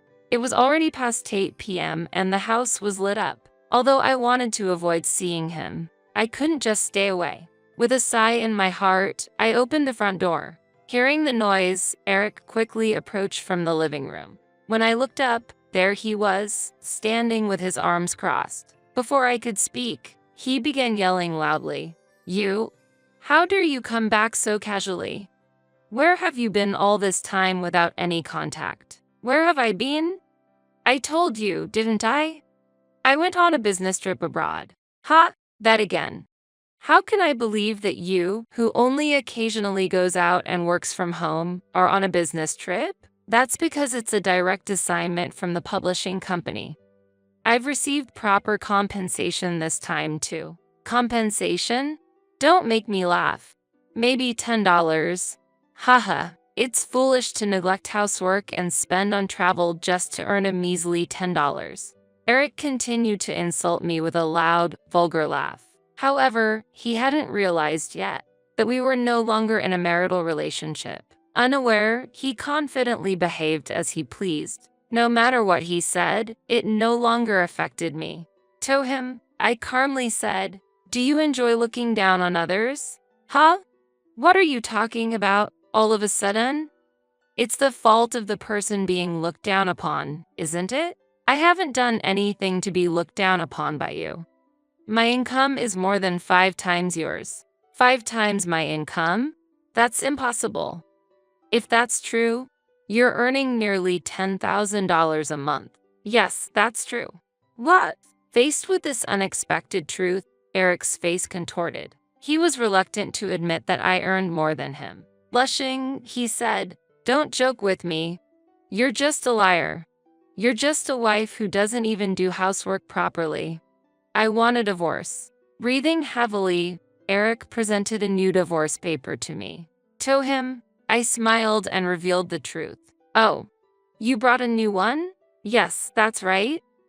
"Sign it quickly. Don't worry. I've already submitted it to the city hall 2 weeks ago." "What? What are you talking about? Why are you still in this house if we're no longer married?" Confused by my statement, Eric began to speak hesitantly. Swallowing several times, he finally spoke. "What do you mean? You submitted the divorce papers? Why would we not be married? Why?" "Because you presented me with the divorce papers, didn't you?" "Yes, but I didn't really want to divorce you. I didn't know that.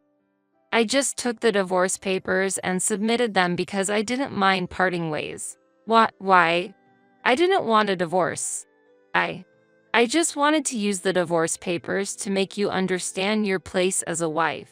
Eric's eyes were bloodshot as he gripped my shoulders. It was clear he intended to threaten me with divorce and make me comply with his wishes. Eric didn't really intend to go through with our divorce. Understanding this, I still chose to divorce him. I can't be happy with this person. I finally realized that. Years of frustration led me to express my feelings. What are you saying? That's ridiculous. Do you understand how I felt during this past year of marriage? I expected you to be my biggest support, yet you mocked my dreams and shattered my heart. Do you understand how much you've hurt me? There's no reason I should listen to a man like you. Wait, Anna. You mean everything to me. You have no right to call my name so casually. It's unpleasant and annoying. Didn't I tell you? We're already divorced. We're complete strangers now. Divorce. What am I supposed to do now? Please let me stay here. This apartment is in my name. Now that we're divorced, you're trespassing. I never want to see your face again. Leave this place immediately and never show yourself to me again. I threw Eric's belongings outside one by one. Initially, he resisted, but gradually his reactions dulled and he ended up dejected and spiritless. Later, Eric called his parents and moved his belongings to their house. However, due to the difficult situation, he couldn't stay at his parents' house, and they clearly told him they couldn't help. As a result, he had to live on his limited income, moving to a cheap apartment far from his workplace. Of course, he couldn't spend money as freely as before and is barely managing to make ends meet. His savings have run out, and he now lives a life dedicated to saving. On the other hand, I rented a different apartment and started living alone. The move went smoothly, and in my new home office, I've been spending my days comfortably.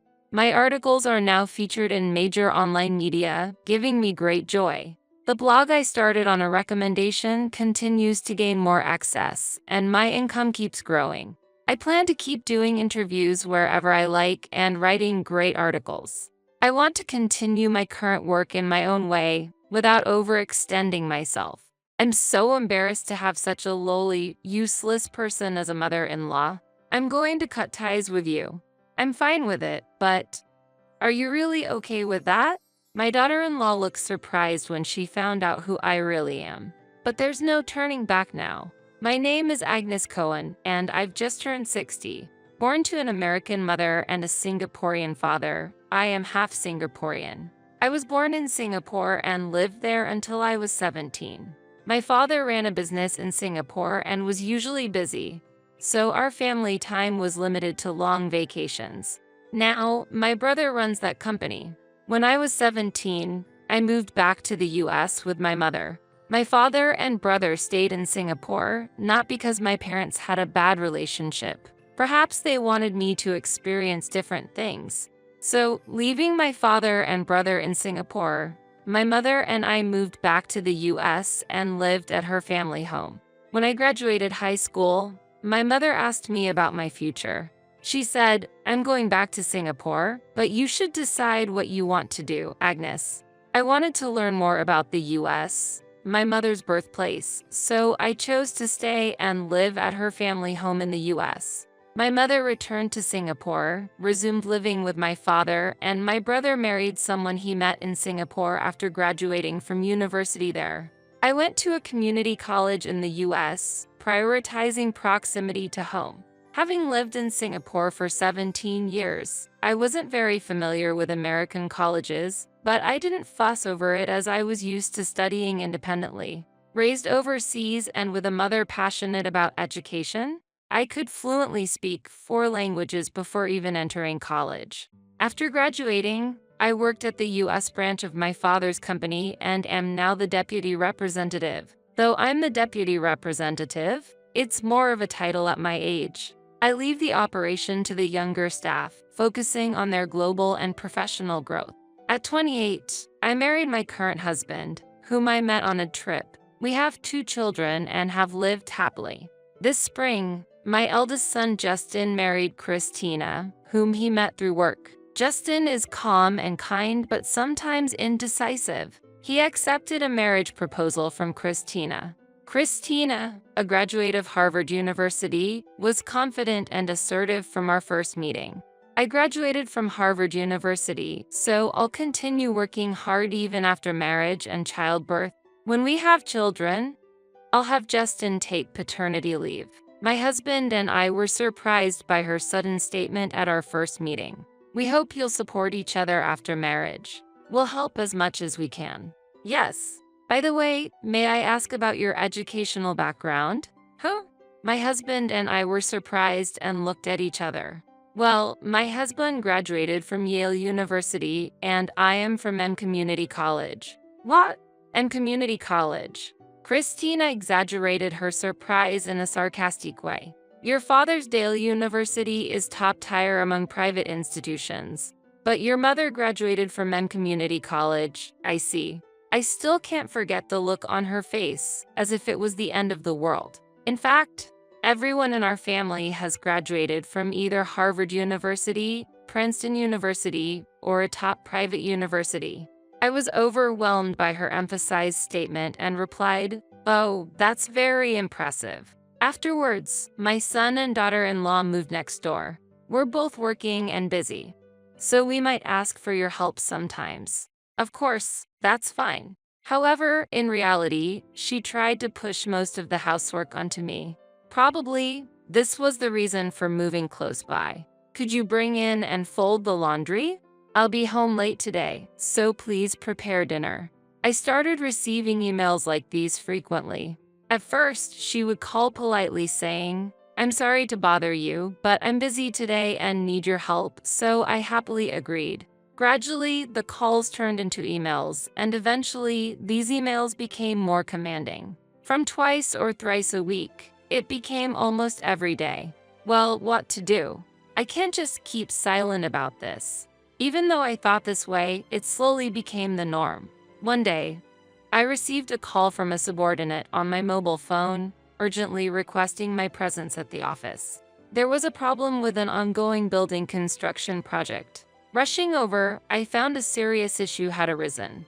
A subcontractor providing materials suddenly became unreachable. The construction couldn't proceed without the necessary materials, and we had no contact with them. At first, they made excuses about delivery delays, but eventually they didn't even respond to calls. Moreover, these materials were not available domestically and had to be imported from abroad. This situation anticipated significant losses in both schedule and cost. Despite everyone's busy schedules, the project team was urgently convened and the annual schedule and materials list were distributed. Seeing this, the team leader and I identified common materials which were already available and allocated construction priorities.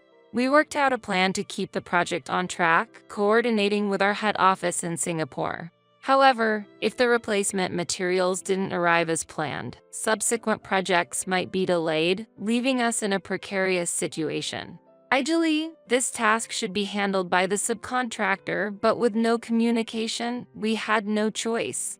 We couldn't inconvenience our clients, so our company took care of everything. After temporarily settling things down, I went home. Having worked hard at the office for the first time in a while, I was exhausted and laid down on my bed. Still, we needed to investigate this subcontractor. The next day, I received another email from my daughter-in-law. "I'm busy with work, so please take care of the laundry, cleaning, and dinner preparation." The fatigue from yesterday made me feel even more resentful than usual.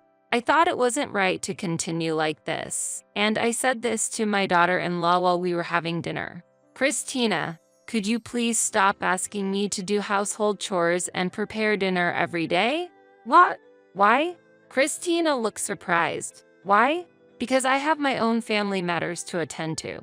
You and your husband should be helping each other out, but you have more free time, right? I'm busy every day. You don't know how much work a Harvard University graduate like me is asked to do." Saying that sounds odd. Not everyone who graduates from Harvard University neglects household chores, right? It's not just about spending time on work. It's about being efficient. Really? My words seemed to upset her, and she glared at me with disdain. I don't want to be told that by someone from M Community College. It's unthinkable for someone from M Community College to comment on Harvard University graduates. Christina often makes such remarks. Ever since she found out I graduated from M Community College, her attitude changed dramatically. Of course, I understand that Harvard University is the top university in the US. It requires tremendous effort to get into Harvard University, and it's wonderful to study hard and achieve results. However, I believe educational background and actual job performance are different matters. And most importantly, it's about one's character. But Christina evaluates people based on whether they're from Harvard University or not. Harvard University is indeed great, but there's no need to look down on community college graduates like that. There are many people from community college, and don't you think such language is too harsh? I simply asked her what I was wondering.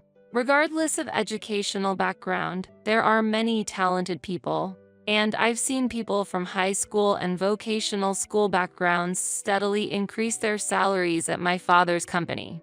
What are you talking about? Educational background is very important. People without it often have limited opportunities at work. There isn't a single person from community college at my company, not even among my relatives. Christina didn't seem to listen to what I said. It's important for those below to support those who are more capable. If you do the housework, it will increase my work efficiency, and I can be more effective. Do you say things like that at your company too? You might want to change that attitude. You'll lose trust from others. Haha, how amusing. Me, a Harvard University graduate, getting advice from an community college grad. Just as I was about to stand up, Christina's phone rang. Hello, it's me. Oh, that issue. Don't agree to it. No way, that's obvious. Think about how much criticism I would receive if it got out. That issue is my responsibility. Just wait, Christina said and hung up the phone. From your company? Seems like there's a problem. Are you okay? I asked out of concern, guessing she was involved in some trouble from the conversation. Even an old lady like me has years of experience. If there's a problem, feel free to discuss it with me. I might be able to help. Discuss it with you. This has nothing to do with you. And community college's knowledge won't be of any help. I was surprised at how insultingly she responded to my offer of help and grew even more upset, deciding to remain silent. Then, Agnes, I must excuse myself. I have sudden work to attend to at the office. Oh, and please prepare tomorrow's meal as well. What? Wait a minute. Without even saying goodbye after the meal, Christina hurriedly grabbed her things and left. What do you think about her attitude? I can't take it anymore. Should I tell her about the kind of work I've been handling until now? I spoke to my silent husband, letting out my anger, and he replied in a calm tone. Certainly, Christina's recent behavior has been excessive, but it's best to avoid arguing in the same manner. There's no need to specifically mention your background. Maybe it's time to talk with Justin. Maybe you're right. Sighing, I went to clear Christina's dishes and accidentally kicked something at my feet. It was her document case. Clear files scattered out, and some documents spread across the floor. Oh, she must have forgotten this in a hurry. As I picked them up, one of the papers caught my eye. It read, "A shopping mall construction plan." I felt like I had been struck by lightning. I immediately made copies of the document with my home printer and took photos with my smartphone, just in case. Then, I put the papers back in the clear file, trying to stay calm despite my anger reaching its peak. After that, I secretly contacted Justin to come to my house alone. The next morning, I received a call from Christina. "Do you have a case with my work documents over there?" she asked arrogantly, without even a greeting. "Oh, you did leave something here.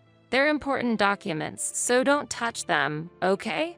Oh, and please prepare dinner tonight, as well as clean and do the laundry at our house. I'll pick up the documents then." She gave her usual orders as if it was natural and hung up. She must think anyone with a lower educational background than hers is just a housekeeper. Again, I realized that education and character are unrelated. That night, Christina came over, grabbed the case with the documents, and suddenly started yelling at me loudly. "Why haven't you done anything? I asked you to clean and do the laundry, didn't I? You didn't do it yourself, did you? I asked you, didn't I? Have you forgotten? That was a request. It didn't seem like one to me. Stop making excuses. Explain why you haven't done it. You're the one who needs to explain. Why should I have to do everything for your house every day? Because I told you I'm busy with work. Everyone manages to balance work and home life by being inventive and doing things themselves. Even when we were young and very busy with work, my husband and I supported each other and got through it. You just did tasks like serving coffee or copying documents, right? Because you're from Mem Community College. The work I'm handling as a Harvard University graduate is completely different. Judging from your behavior, you don't seem capable of handling work. Not intending to just comply today, I decided to honestly express my thoughts. Christina's face twisted even more with anger. I can't stand it anymore. How dare someone with such low education say such things? And on top of that, not doing any housework? You're useless. How can you say that? Having a lowly, useless person like you as a mother-in-law is embarrassing. I'm cutting ties with you. Cutting ties? Yes, I'm completely cutting ties with you. That's fine. In fact, I'm relieved. What? Christina looked momentarily surprised by my response. It must have been unexpected for her. I'm fine with it, but are you really okay with that? I smiled confidently. What are you talking about? I'm the one who will be freed by cutting ties with you. Being abandoned by a Harvard University graduate daughter-in-law is rather pitiful for you. Saying that, I showed her a piece of paper. What's this paper? What is this? Christina's voice grew quieter. In my hand was a paper titled, A Shopping Mall Construction Plan. What? How do you have this? When your document case fell yesterday, I picked it up. I happened to see the contents. Don't look at it without permission. You can't understand how important these documents are. They must be quite important. Important to my company, too. What? Do you know how much trouble your company has caused us? How much everyone is struggling? Once the situation stabilizes, I'll make sure it's thoroughly investigated. What are you talking about? Still not comprehending the situation? Christina looked at me with fearful eyes. I decided to explain slowly. This document, it's a contract for a joint construction project, right? Between your company, mine, and the manufacturer. Look at the top, it says Moana Group American Branch. I'm the deputy representative there. I smiled brightly. What? Christina, sweating, attempted to refute. That's impossible. You, an M Community College graduate, a deputy representative of such a big corporation. The headquarters are in Singapore. Of course, I know that. My brother is the president of the Singapore headquarters. What? You judge people solely on their educational background, never interested in what comes after the university name. I spent my time in Singapore until I was 17. I can speak not only English but also Chinese and French. What? I chose M Community College because it was close to my grandmother's house where I lived. I was new to the USA and unfamiliar with American universities. I wasn't particularly concerned about the university name. So, I don't want to boast about myself like you do. Now, let's get back to the main topic. Now Christina's face was ashen. The delays in material delivery, blaming the transport company, and then no contact at all. That was your company, right? And you were the team leader. No, that's not it. The order mistake was made by my subordinate. I didn't know. You just admitted to an ordering mistake. I didn't mention anything like that. Oh no. When I heard your company suddenly stopped communicating, I suspected an ordering mistake and first focused on resolving the situation. I planned to check the details once the communication was restored. No, but now you've just admitted to an ordering mistake. And from the earlier phone call, it seems you, as the responsible party, tried to silence and hide it. Christina's voice became so weak it almost disappeared. Despite making a mistake, you didn't apologize, tried to hide it, and didn't consider solutions or alternatives, pushing the problem onto us. Even being a Harvard University graduate, it seems you're incapable of handling your job. Don't joke around. I'm from Harvard University, so I have superior knowledge and skills. The name of Harvard University alone seemed to be maintaining her self-esteem and confidence. At least I've never thought of you as intelligent. I said it clearly, and she collapsed to her knees. I'm the deputy representative of this company, fully responsible for the U.S. branch of this project. We will cease all future dealings with your company and claim damages related to this project. Wait, my superiors don't know yet. I'm your daughter-in-law, right? Can't we resolve this issue internally, please? Christina's attitude changed completely. She was practically begging me then. But we just cut ties, didn't we? I'll take it back. Think about Justin. Isn't it sad for him? No need to worry about that. What? Justin and my husband appeared from the next room. They had been listening from the beginning. Why are you here? I heard everything yesterday. I knew you boasted about your education, but I never thought you looked down on Mom just because she's an community college graduate. Well, I felt bad for working late every day, but I never imagined you were making Mom do the cleaning and laundry every day. You said we were eating at my parents' house because you got along well with Mom. I can't live with someone who despises my parents so much. Wait, just a minute. I have something I'd like to say as well. My husband, who had been silent until now, spoke up for the first time. Despite your demeaning remarks about my wife being an community college graduate, I stayed silent because our son chose you.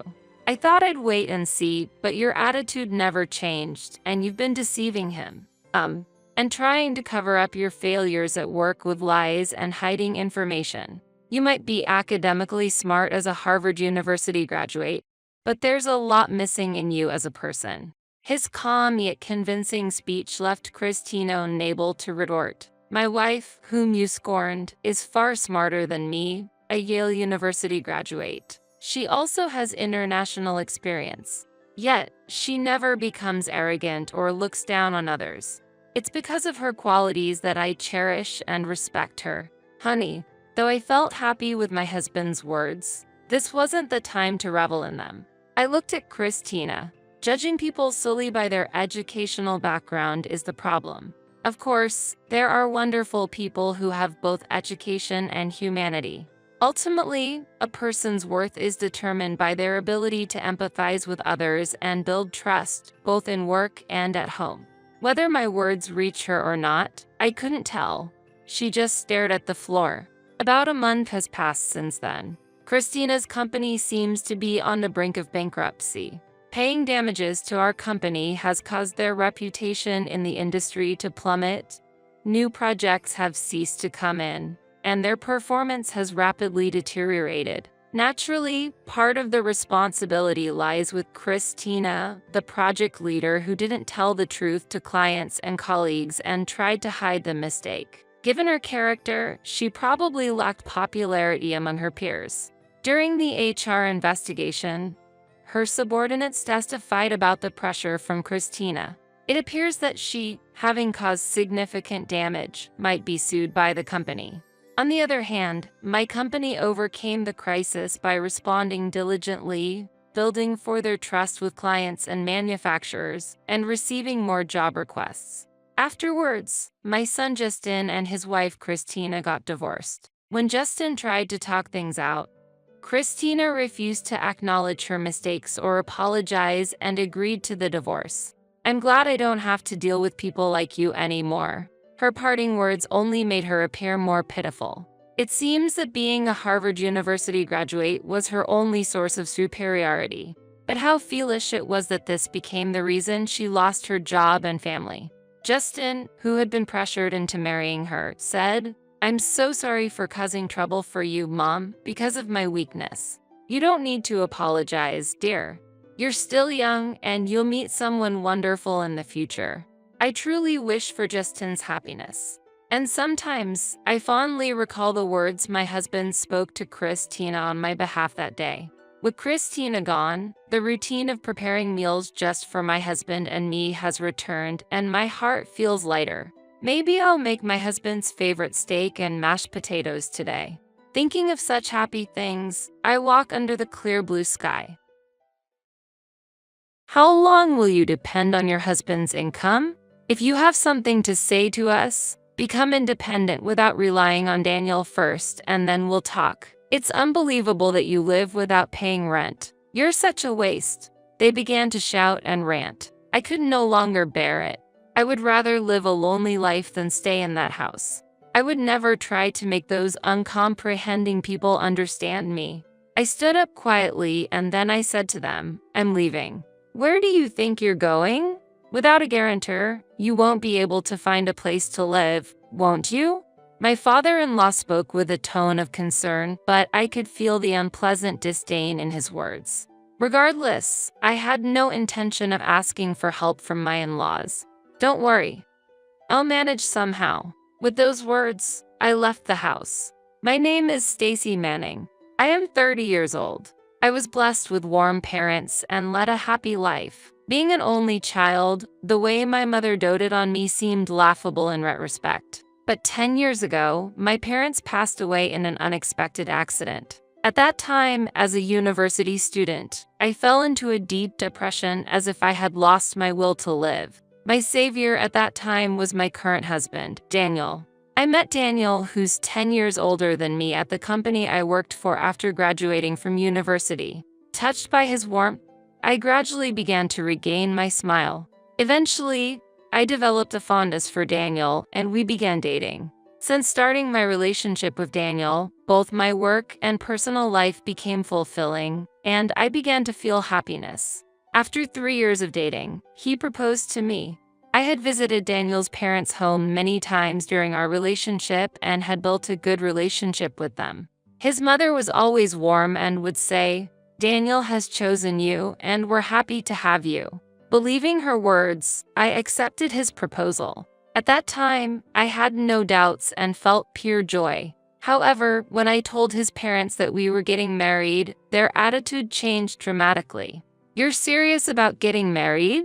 We were okay building a relationship with you because we thought you'd both eventually break up, she raged. Both Daniel and I were surprised by her sudden change. However, he then said to me, since I am their only son, maybe they are just shocked that I'm finally getting married.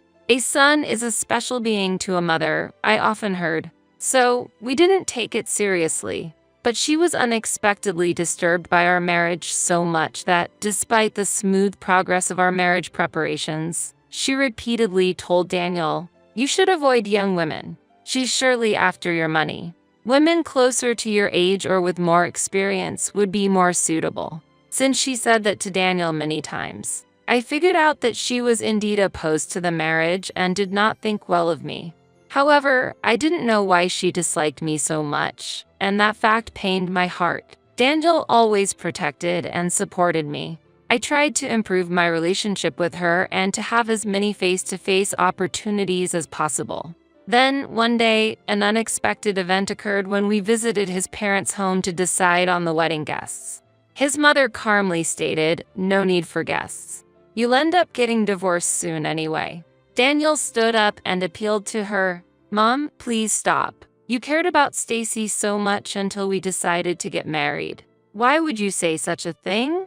Dad, say something, and sought support from his usually silent father. His father looked at us, cleared his throat, and spoke, with all due respect. I heard that Stacy was living by herself until she met you. We've been kind out of sympathy, but welcoming her into the family is a different matter. Having been living alone means there's no one to vouch for her character. I'm sorry, but love and marriage are different things.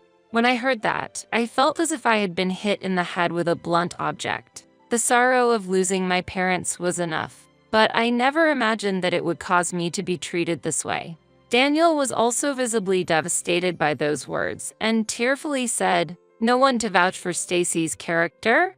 I have been by her side all this time. She is truly warm and kind-hearted. You both said so, didn't you? He appealed to his parents and then fell silent. My heart was also full of pain.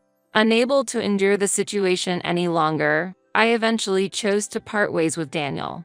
One day, around half a year after our separation, I unexpectedly ran into Daniel's mother at work. Daniel and I had worked at the same company, but we were in different departments, so our paths rarely crossed. Now that our relationship was over, I shouldn't have had any chance of meeting her, yet she came to my department asking, "Is Stacy here?" "Yes, I'm here. It's been a while. We need to talk." She approached me with a social smile, and my face stiffened with tension. "There's a bit of time left until the end of the day. I'll wait for you at the cafe outside." With those words, she left the room. In our department, many people come and go all the time, and no one pays much attention to any visitor. But the conversation she wanted to have might cause some troubles if someone were to overhear it. Unable to treat her rudely, I nodded in agreement. After finishing my work, I headed to the cafe where she was already drinking coffee alone. "You must be tired," she said with a forced smile as she saw me. "What's happening? Don't be so stiff. My husband and I regret the harsh things we said to you." "Really? If we were the cause for your separation with Daniel, forget about us. You two are free to decide on your marriage and everything else." I could not hide my surprise at her words. I had no idea what made her change her mind, but her intentions didn't matter to me. Since I still had feelings for Daniel, I was happy to hear those words.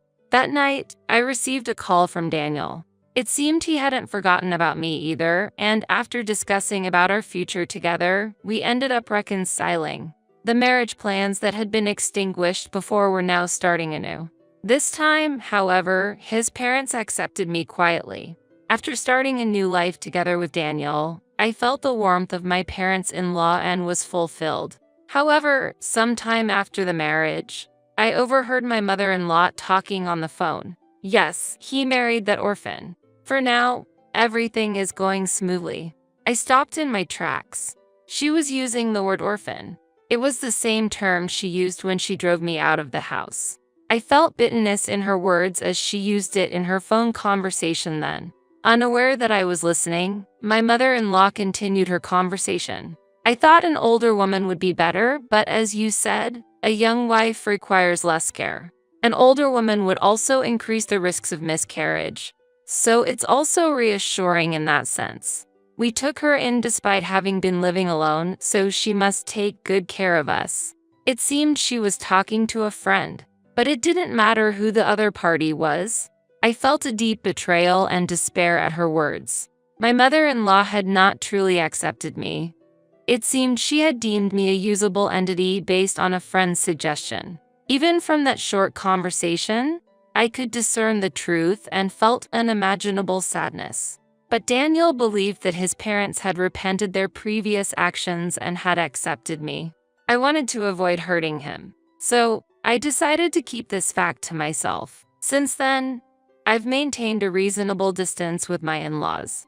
You can rely more on Mom for housework. Dad will help right away even if it's just to change a light bulb, Daniel would say kindly, but I didn't want to be indebted to my in-laws.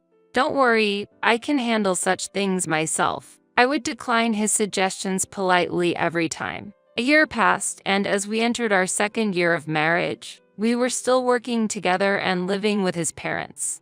In the midst of our changing daily life, an incident occurred while Daniel was away on a business trip. For the first time, it was just his parents and I living together, and I had no parental home or place to return to. With no escape, I reluctantly welcomed the night. The dining table, usually surrounded by 4, was now set for 3, and the atmosphere was clearly different from usual. And it was a certain remark from my mother-in-law that accentuated this unease. "Stacy, I find it difficult to ask when Daniel is around, but when are you all going to have children?"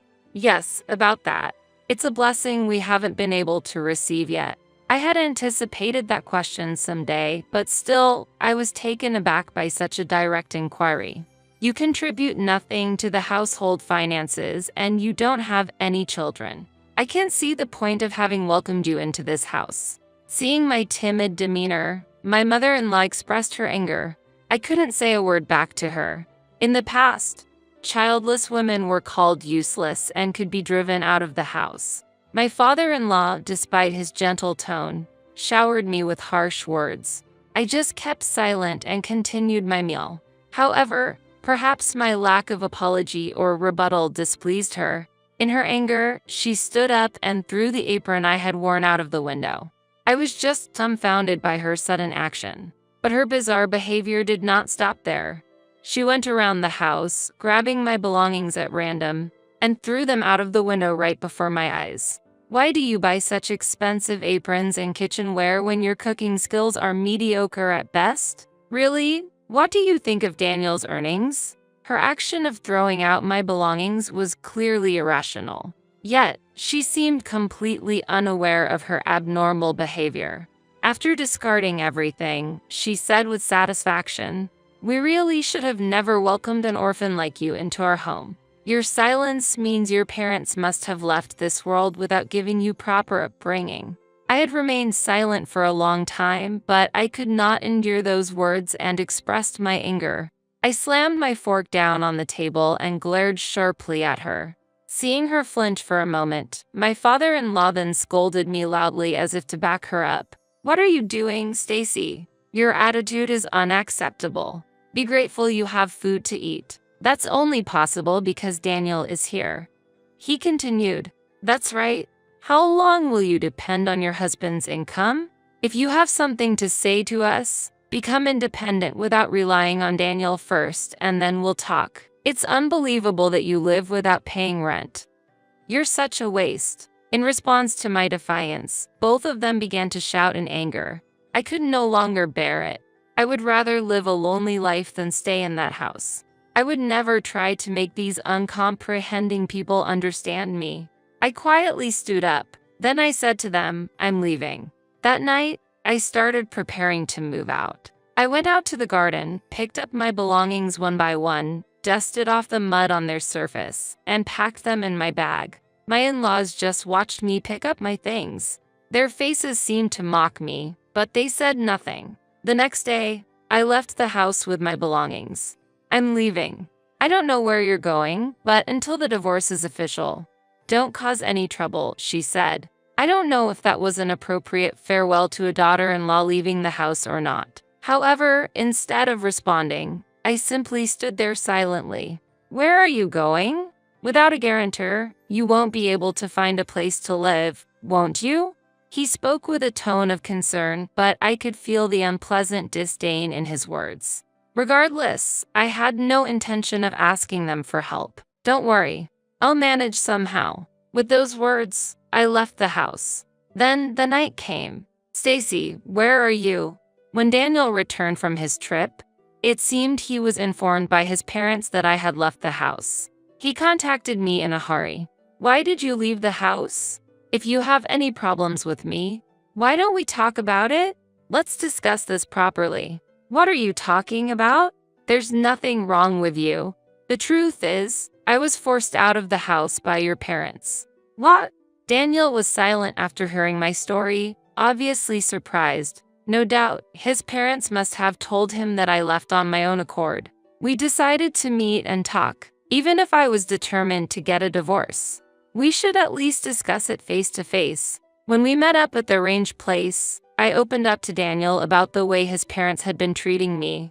It must have been hard for him to accept the fact that his seemingly warm parents actually did not accept me at all. Still, he believed me. "I'm sorry I didn't notice the tough time you were going through," he said with tears in his eyes. My heart ached to see him like this. He was a victim too. His happiness was threatened by his own parents. Not wanting to burden Daniel any further, I took out the divorce papers. But upon seeing them, Daniel immediately tore them up. "I'm going to leave that house too. I won't leave you alone." "What?" "From now on, we'll walk our own path, free from my parents. We won't have to be apart anymore." I was moved by Daniel's resolve and could only nod in agreement. Hand in hand, we returned to his parents' house where they had been waiting for us to return. "So, have you already filed for divorce?" My mother-in-law asked Daniel sarcastically upon seeing me. "Did you come back to pick up your stuff? Well, you're still young. You'll find someone else." My father-in-law's words might have been intended as encouragement, but their insensitivity was exasperating. Daniel spoke up boldly. "We're not getting divorced. I'm starting a new life with Stacy. So, we're leaving this place. His parents were shocked and outraged at his declaration. Leave? Why would you leave for someone like her? Mom, how did you even think of driving Stacy out of the house? I can't understand you at all. Upon hearing his retort, she gasped and was at a loss for words. I think it's inhumane to trample on everything Stacy has done for this family. I can't call such people parents. Daniel criticized them with even more vigor. Overwhelmed by his strong tone, my in-laws laughed mockingly as if to tease him upon hearing his words. Ha ha ha. Everything she has done, you say? I have no personal ill will towards Stacy, but to say that she's been supporting us is an exaggeration. Honestly, whether she's here or not makes no difference. That's right. If anything, we've been taking care of her all this time. Indeed, Stacy hasn't been putting her salary into the household, hasn't she? She's just been eating away at your earnings. As they continued to ridicule me, Daniel grew increasingly angry with every word. What are you talking about? Who's been spending Stacy's savings? What? Daniel, I tried to stop him, but he wouldn't be stopped. The living expenses here have all been covered by Stacy. I've been saving my income for the future, to be used when we would need to take care of you both. Stacy said this arrangement would make you both happy. Daniel repeated the words I had said at the beginning of our marriage. She promised to take on all the living expenses, and it's thanks to her that we have what we do now. How can you say such things? He emphasized. At this, my parents-in-law looked at each other. As if she couldn't believe it, his mother retorted, Oh, that can't be true. I heard that Stacy has been saving all her salary. Furthermore, his father said, You're saying we can live on her salary alone? That's ridiculous. You've been poisoned by Stacy's words and become a pathetic son. They were screaming in frustration. I couldn't help but feel angry at those words. What Daniel's saying is true. I kept silent out of consideration for the two of you, but I cannot stand by while he is made out to be the villain. Stacy, the truth is, the living expenses were being managed from my parents' inheritance. My father owned a lot of real estate, so even now, we still have rental income coming in. I've been using those funds for our living expenses. It seemed that my in-laws were at a loss for words at this revelation. Their faces turned pale. Their mouths agape. They seemed to be struggling with how to cover up their own blunder. So that's how it was. We didn't understand anything. My mother-in-law tried to laugh it off with a desperate smile toward me. However, that contrived smile was distasteful to me. I thought her angry expression earlier was better than her hideous smile. However, there will be no need for that from now on. Daniel and I will leave here, so you two should just take care of yourselves. With that, wait a minute. As we tried to leave after saying what we wanted to, my father-in-law dropped to his knees to stop us.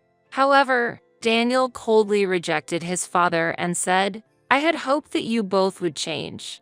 This is truly sad. Afterward, I led Daniel to our home.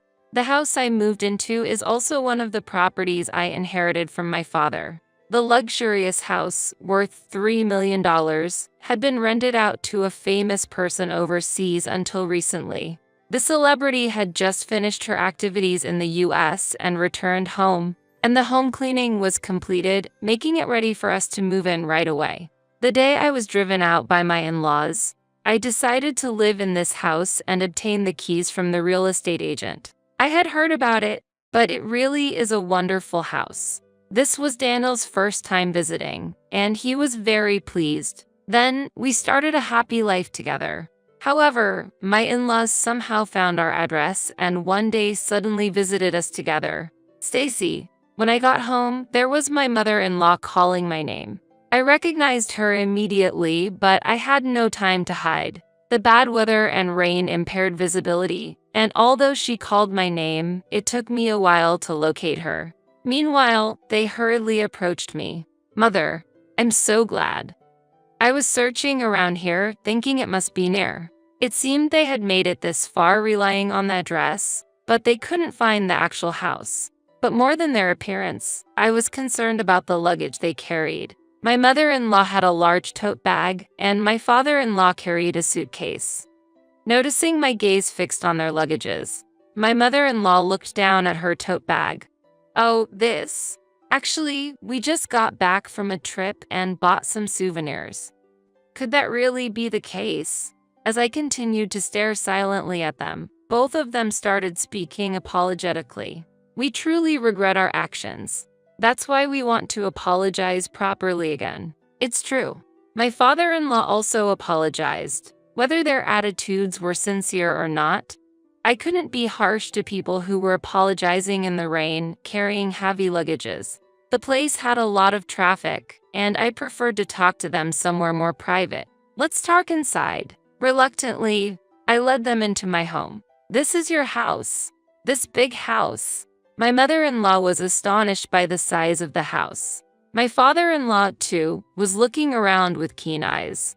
As I prepared coffee and urged them to sit, my mother-in-law, in high spirits, began opening the doors of the rooms one after another, saying, "Wait a minute. What are these rooms?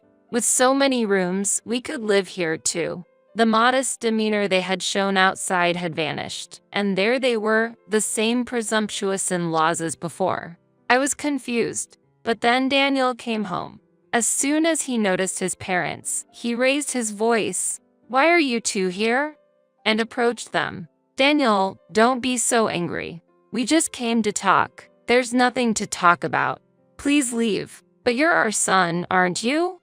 We can live together, can't we?" When my mother-in-law began to say such things, I was disappointed. The apology was nothing but a lie. From the beginning, my in-laws came seeking to live with us. I was deceived by their act and let them into the house too easily. Disappointed in my own carelessness, I looked at Daniel. The three were discussing in the hallway, away from the rooms in the house. Feeling that I was burdening Daniel once again, I suddenly grabbed the large tote bag my mother-in-law brought, slipped through them, headed to the front door, and threw it out into the rain. "What are you doing?" Their argument stopped abruptly at my sudden action. Then, I also threw out the suitcase my father-in-law carried. "How dare you throw out people's luggages?" Unbelievable. My father-in-law's face turned red with anger, and they hurried out into the rain to retrieve their luggage. "I have had my belongings thrown away by you before." My mother-in-law looked surprised at my words, as if remembering her actions. Furthermore, despite being Daniel's wife, I was also driven out of the house. "I would like to ask what kind of nerve you have to want to live with us." "That's why. We came to apologize for that." "No need for apologies. I can no longer think of you two as family. Please do not interfere with us from now on." She then responded angrily. "Daniel is my son. I won't let someone like you take him away." Her insistence was strong, but such a claim would not reach Daniel. "Well, that's that then." Daniel said that with a smile and then closed and locked the front door. His parents, wet under the rain, seemed to have no choice but to return to their own house that day. However, they did not give up and visited us every day. Since Daniel and I were at work during the day, they used this to their advantage and checked around the house for any open windows. I knew this because they had entered through a bathroom window that I had forgotten to close. A passerby had seen them and thankfully called the police. We also had a contract with a security company, so Daniel was immediately notified as the contract holder. The security company contacted me. "It seems there's an intruder at home." Daniel immediately informed me, and we both rushed home. When we arrived, there were already police cars and security company vehicles parked, and many onlookers. We are not thieves. In the midst of it all, there was my mother-in-law being let out by the police. Daniel and I were just dismayed at the sight of her resisting and raising her voice. Daniel, tell the police we are not suspicious people." My mother-in-law called out to Daniel upon seeing us. The police approached us and asked, "Are you the owners of the house? Do you know this person?" Daniel then deliberately answered in a loud voice, "Yes, I am the owner of the house. I would like you to thoroughly investigate what intentions this person had for entering." After he replied calmly, my mother-in-law showed a look of despair. Daniel didn't confirm whether he knew her or not to the police officer. Following his response, the police officer led my mother-in-law toward the patrol car. My father-in-law followed. He avoided eye contact with us, and Daniel didn't try to look at him either. Eventually, both of them were put into separate patrol cars and were taken away by the police. They claimed they didn't steal anything and just wanted to rest in the house. Daniel was shaking with anger, but I decided to use this opportunity to ensure that we would never be involved with them again, and agreed to withdraw the complaint. Since then, my in-laws have kept their promise and haven't come to our house. One peaceful day, sometime after we could live peacefully, I saw my father-in-law being scolded by an older lady while working part-time at the supermarket. It seems they couldn't make ends meet without working. I smiled faintly and discreetly left the scene. When I got home and told Daniel about it, he burst into laughter. If Dad hadn't always listened to Mom, he might have had a better life. It's sad to see he continues to sacrifice himself for her. Indeed, there is some truth to Daniel's words. My father-in-law has never been a man of strong will and always did whatever my mother-in-law asked. This likely led to the current problem. Also, the break-in has become neighborhood gossip, and they're both being shunned now. Mom's pleasant facade was her only asset, and now even that's gone, I do feel a bit sorry for her. Daniel informed me of her current situation, apparently having learned it through a friend. He also told that friend about all the things my in-laws had done to me. The rumors about the mistreatments you received will probably spread fast. It's the end for those two. But they're your family. Are you really okay with this? I asked Daniel, feeling a bit concerned. Then, with a surprised look turning into a gentle smile, Daniel said, "You are my only family, Stacy." At those words, tears welled up in my eyes. But Daniel's family isn't just me. I placed my hand on my stomach and told him, "It's not just me. There's another one." "What?" "I went to the hospital today, and I found out I'm 3 months pregnant." At that, Daniel's eyes widened, and he smiled a blissful smile I had never seen before.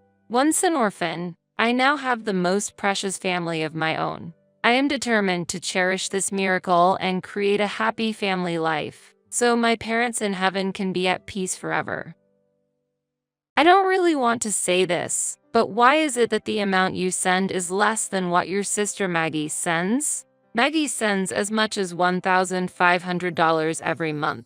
Do you feel a sense of responsibility as an older sister? Mom, you should be grateful for whatever you receive. It can't be helped since Abby is financially strained. The words from my mother and sister hurt. To think that I was invited for a meal together after so long, only for such a topic to come up. Ever since we were children, my mother always favored my younger sister, leading her to look down on me. I want to leave this place as soon as possible. I am Abby. I have a son in the 1st grade of elementary school, and my husband and I are thinking about having another child. However, it's uncertain if our financial situation will allow it. It's not that I have complaints about sending money to my mother, who lives alone, but working part-time for half the week and knowing that my sister also sends money gives me mixed feelings. My mother has always favored Maggie, who is 3 years younger than me. As a result, I naturally became closer to my father.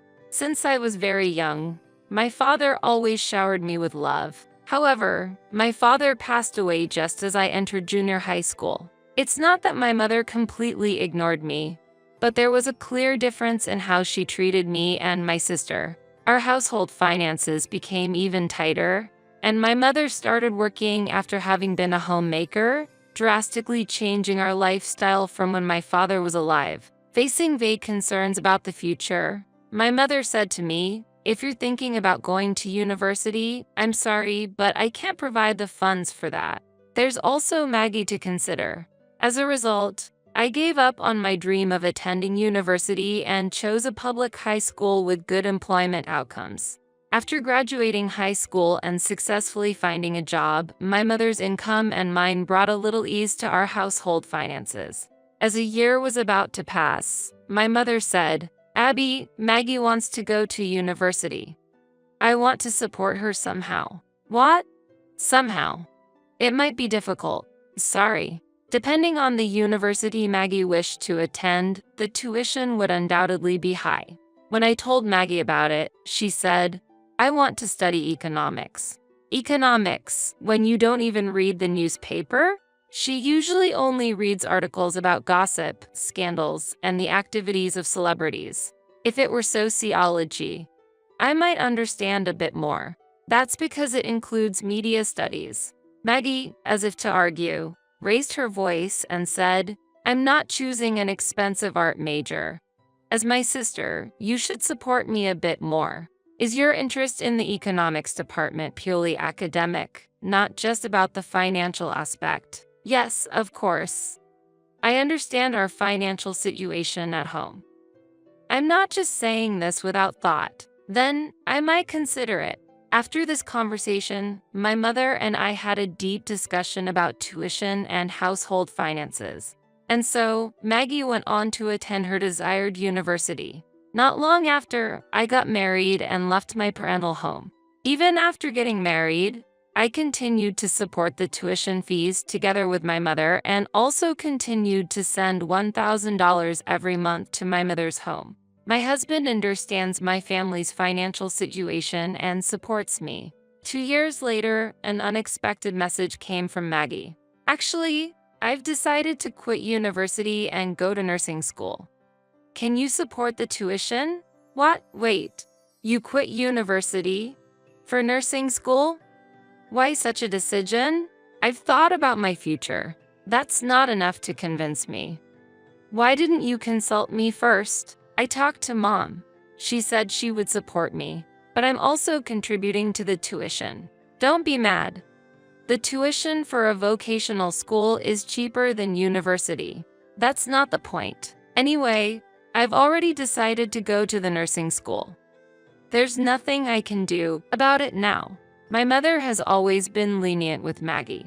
I doubted whether Maggie, who prefers being taken care of over taking care of others, could fulfill her role as a nurse.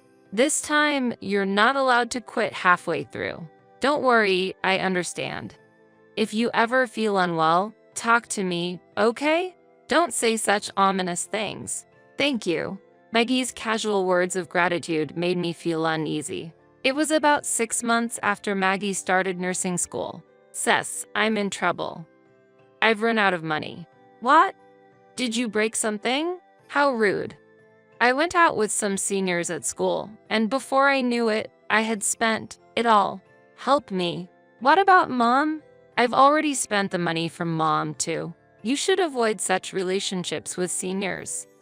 There are plenty of reasons, like not being able to focus on your studies. But it's hard to say no to the seniors. I can get useful information for tests from them. Isn't that just an excuse to have fun? Silence was her answer. I took it as an agreement. I have a family to take care of. If you want money to play around with, earn it yourself. I informed her that I was stretched thin with the tuition payments and ended the call. Later, my mother contacted me. She criticized me for not supporting my sister. Why am I the one being criticized? From my perspective, I wonder why you would immediately give her money. What was the specific reason for quitting university? It seemed she couldn't fit in with university life. She felt it was different from what she had expected. When I suggested changing her major or looking for other paths if it was too hard, she decided to pursue nursing. Even so, from my conversation with Maggie, it sounded like she was asking for money to have fun. I then questioned the situation at home. Everyone goes out and has fun occasionally, especially when they're young. It's normal. It seemed my mother didn't care at all that I hadn't had the luxury to go out and enjoy my youth. I felt further discussion was pointless. I can't give any more than I already have. It's cold of you, not even fulfilling your own sister's wish. I'm already putting a strain on my husband. Please understand our situation. Fine, I won't ask any more. My mother ended the call angrily. After that, the financial demands from my family ceased. 3 years passed while I continued paying for Maggie's tuition and sending money to my mother. During this time, we were blessed with the birth of a healthy boy. Eventually, Maggie graduated from nursing school and secured a job as a nurse. With the tuition expenses gone, we could finally breathe a sigh of relief. My husband was happy about it. He had always readily agreed to support my family financially. He never complained about the financial support I provided to my family. Though he might not feel it, I am deeply grateful for his generosity. After returning to work post-maternity, I was able to continue working thanks to my mother-in-law, who lives nearby and looks after the baby. I can leave work on time and have the support of my colleagues. About 6 months into this busy yet fulfilling routine, Maggie contacted me. "Hey, I know you're in a mid-level position at work, but the amount you send to mom has stayed the same, right?" "What are you talking about? I'm sending as much as $1,500 a month." Even though I'm a newbie, it seemed she wanted to compete over the amount of money sent home. "Did you really call just to talk about that? Is that your response? Haha, are you upset because I'm sending more money than you? Why don't you just admit it? Are you drunk? Don't equate our situations." I'm hanging up now. Her action was utterly incomprehensible. I wanted no part in such conversations. Time passed, and on a holiday, I was invited to my childhood home by my mother for the first time in a while. Maggie had also taken the day off, and it turned into a lunch meeting for the three of us. At first, we shared updates on my son's latest developments and our daily lives. But gradually, Maggie's bragging became a focus. The main topic was the fact that she was providing more financial support to the house than I was, as mentioned in the previous call. "Maggie, as I mentioned before, you're single and I have a family. I have children, so don't treat us the same way." When I counted, my mother took Maggie's side. "But if your sister is providing more support, why is your amount less? You don't even need to pay tuition anymore. Maggie is paying as much as $1,500. Don't you feel a sense of responsibility as an older sister? Abby is financially tight, you know." With my mother's support, Maggie felt emboldened. Such comments put me in a difficult position. "Yes, we are financially tight. That's why we can't provide more support." Their expressions changed to confusion. My mother expressed her displeasure. "Well, do as you please then." I secretly rejoiced in my success. Stopping the support significantly improved our financial situation. A year later, my mother shared her troubles with me. All the home appliances had suddenly started malfunctioning. "Why do all the appliances break down at once? Can you help?" "What about Maggie? Her support alone isn't enough, despite all her boasting." "How much is the shortfall?" "The refrigerator and washing machine are the top priorities. Just the essential appliances." Indeed, their malfunctioning would disrupt daily life. I understand. I asked for the details of the budget and then transferred a little extra. A month later, during the next call, I was astonished. "The water heater, too?" "Yes, it will cost about $3,000. Can you help a bit?" "What happened to Maggie? Also, did you quit your part-time job, Mom?" "Recently, we replaced the vacuum cleaner and the DV, so we're financially tight right now." "I see." Something felt off, and my intuition told me so. Following that intuition, I decided to visit my childhood home unannounced on my next day off. I still had a key, so entering wasn't an issue. "Mom, are you here? I came to see the new appliances you mentioned." I called out as I entered through the entrance. My mother greeted me in a flustered manner. "Oh, Abby, why the sudden visit?" "I wanted to see the new appliances. We'll have to replace ours soon, so I wanted to hear about what you got." Well, now is a bit." She hesitated and avoided my gaze, confirming my intuition was right. "Did you really have to replace all the appliances at once?" "Well, yes." "Then, let me see them." Entering the living room, my intuition was confirmed. So it was a lie after all. The refrigerator was still the old one. At that moment, Maggie appeared. "Mom, who are you talking to?" "Oh, Abby. Maggie, are you off today?" Yes." She was short on words, but I wondered why. However, one truth became clear. I was deceived out of my money. Don't say such terrible things. Then what? I couldn't stop my tears. At that moment, my mother scolded Maggie. Maggie quit her job. I told her to be honest and ask Abby for help, but this child was too proud. Don't make it sound like I'm the only bad one here. You agreed too, didn't you? Let's just end this. I had no interest in watching them shift blame any longer. Do whatever you like. I left the scene. Even after returning home, my anger didn't subside and I drank several cups of coffee to calm down. Then, I received a call from Maggie. Sorry, Abby. I quit my job right after getting it and couldn't bring myself to say it. Are you looking for a new job then? What about part-time work? I'm looking for a new job, but I haven't started any part-time work yet. If you truly regret lying, then repay all the tuition fees. And the money for the appliances too. That's impossible. She refused, saying she had already spent it.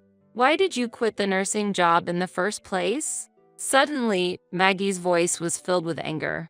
The harassment from the seniors was terrible. When I asked for help to understand the work, I was criticized as incompetent and useless. I just wanted clear instructions. It's not good to leave your work to others. Nursing is a busy profession, isn't it? But I couldn't understand it. And then I was falsely accused of cozying up to the doctors. Did you seek help from a doctor? Yes, I thought they would understand me best. I even considered marrying one as well. Maggie was always prone to taking the easy way out. I thought her attitude had alienated her colleagues, leading to her resignation. Why don't you start with part-time work? There are some job openings in the stores on the shopping street. I'll look for a full-time job during this period. Please support me. As expected, she requested ongoing support. This pattern of seeking assistance is clear. I'm sorry, but with a child starting school and wanting to take up hobbies, we can't easily provide support. You need to make an effort to stand on your own. Don't be so harsh. Is it okay for us to be in hardship? Considering the deceit so far, I can't meet that demand. I can no longer provide support. If you want to be independent, you need to work. I cut off the call abruptly, astonished by her audacity, as if she had forgotten the events of a few hours ago. I turned off my phone, not wanting to deal with any more coordinated attempts from my mother. For about half a year, things were peaceful. There was no contact from my childhood home, and my son was enjoying school life. My husband and I were discussing having another child. During these calm days, Maggie contacted me again. Expecting a request for remittance, I was cautious, but the conversation took an unexpected turn. My mother's workplace had closed, and Maggie had found a job as a nurse. We're tightening our belts, but I won't ask for your help, Abby. Maggie's voice carried a hint of dissatisfaction. And I'll repay the tuition and the money for the appliances in installments. That's no longer necessary. Consider it support from me. But there won't be a next time. There won't be a need for a next time, Maggie murmured. Years passed, and Maggie is still working as a nurse. The closure of my mother's workplace might have been a turning point for her to reassess her life. There are no more financial requests from my mother. Our relationship may not return to how it used to be, but if she wants to see her grandchildren, we'll visit. And my husband and I have been blessed with a second child, a girl this time. The sight of my son doting on her is heartwarming. Next holiday, we're planning to go out to the park as a family for a picnic. This useless daughter-in-law, you're too slow, trash. You should work here all day. As my mother-in-law yelled, I continued washing the dishes quietly, feeling the heat behind my eyes. I couldn't bear it anymore. I wanted to be free. Are you okay? Do you need some help? My brother-in-law, who arrived a bit late, asked me this. In a low voice, I answered clearly, this is my everyday life. Reacting to this, my brother-in-law's face turned red with rage, and he hurried off somewhere. I'm Jessica, 30 years old. I live with my husband, Peter, whom I married a year ago, and during the day, I work as an office employee, handling clerical work. My husband's parents live in the large house next to ours. My father-in-law is retired due to his age, but he has a history of working for a major trading company and is financially comfortable. The house we live in was also given to us by him. Since our houses are adjacent, I'm often called over by my mother-in-law. At first, it was for minor tasks, but gradually her demands became harsher. You work until 5 p.m., right? Have our dinner ready by 6 p.m. You're off on Sundays, aren't you? I'd like you to change all the curtains and the air conditioner.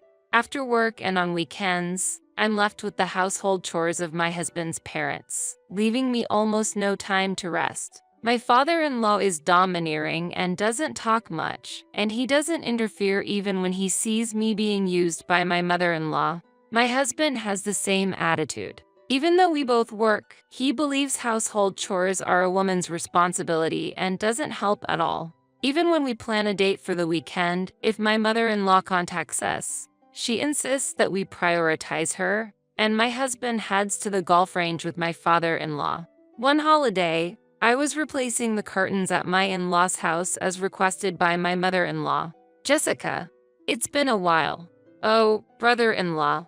My husband's brother, Michael, is unmarried and seems to run a small company. He lives far away, so we don't see each other often.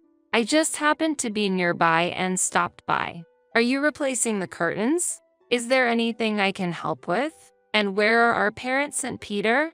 It's okay. I'm almost done. Your mom is at the hair salon, and Peter and your dad are probably playing golf. I see. I'm sorry. Thank you for helping out. There was a lot that I wanted to say, but since he's family, it felt pointless. With that thought, I continued working on the curtains. Michael silently watched my work, but perhaps feeling a bit awkward, he decided to leave. My mother-in-law, who returned from the hair salon, seemed pleased with her new hairstyle. The work on the curtain and air conditioner cleaning is done, so I'll take my leave now. When I told her that, my mother-in-law grabbed my clothes. What? Who said you could go home? What about dinner? I answered in a panic. Mother, I have plans even on my days off. So, if you could understand that. Her complexion changed drastically with those words. What are you talking so high and mighty for? Have you forgotten your place in this house? I felt a chill run down my spine at my mother-in-law's sudden change of demeanor. We are the ones providing you with this lifestyle, aren't we? You married into a wealthy family, so you should be grateful and serve. I was at a loss for words. If work is what's keeping you busy, then submit your resignation by tomorrow. Otherwise, I'll have Peter divorce you. With that, my mother-in-law retreated into her room. I was left in shock. Was the meaning of joining this family to devote myself entirely to them? I headed to the kitchen and started preparing dinner. The next day, I received a call from my mother-in-law. She asked me if I had submitted my resignation. I hadn't yet. Then, I could feel her anger as she said, "Do you remember our conversation yesterday? If you don't submit it by tomorrow, you won't be allowed back in the house." Feeling powerless, I submitted my resignation at work and was set to leave at the end of the month. Amidst the busy resignation procedures, when I returned home, my husband handed me a piece of paper. We're celebrating Mom's 60th birthday next Saturday. She wanted me to give this to you. I couldn't hide my surprise at the densely written text on the paper. List of attendees, invitation addresses, menu, decoration details, overall flow. I asked my husband urgently, "Am I in charge of all this?" He answered calmly, "Who else do you think will do it? You're the wife of this house, so it's only natural. The day of this birthday party is the day after I quit. I'll be busy with work until then, and I won't have time to prepare. If you could help me." My husband clicked his tongue and said, "Don't complain.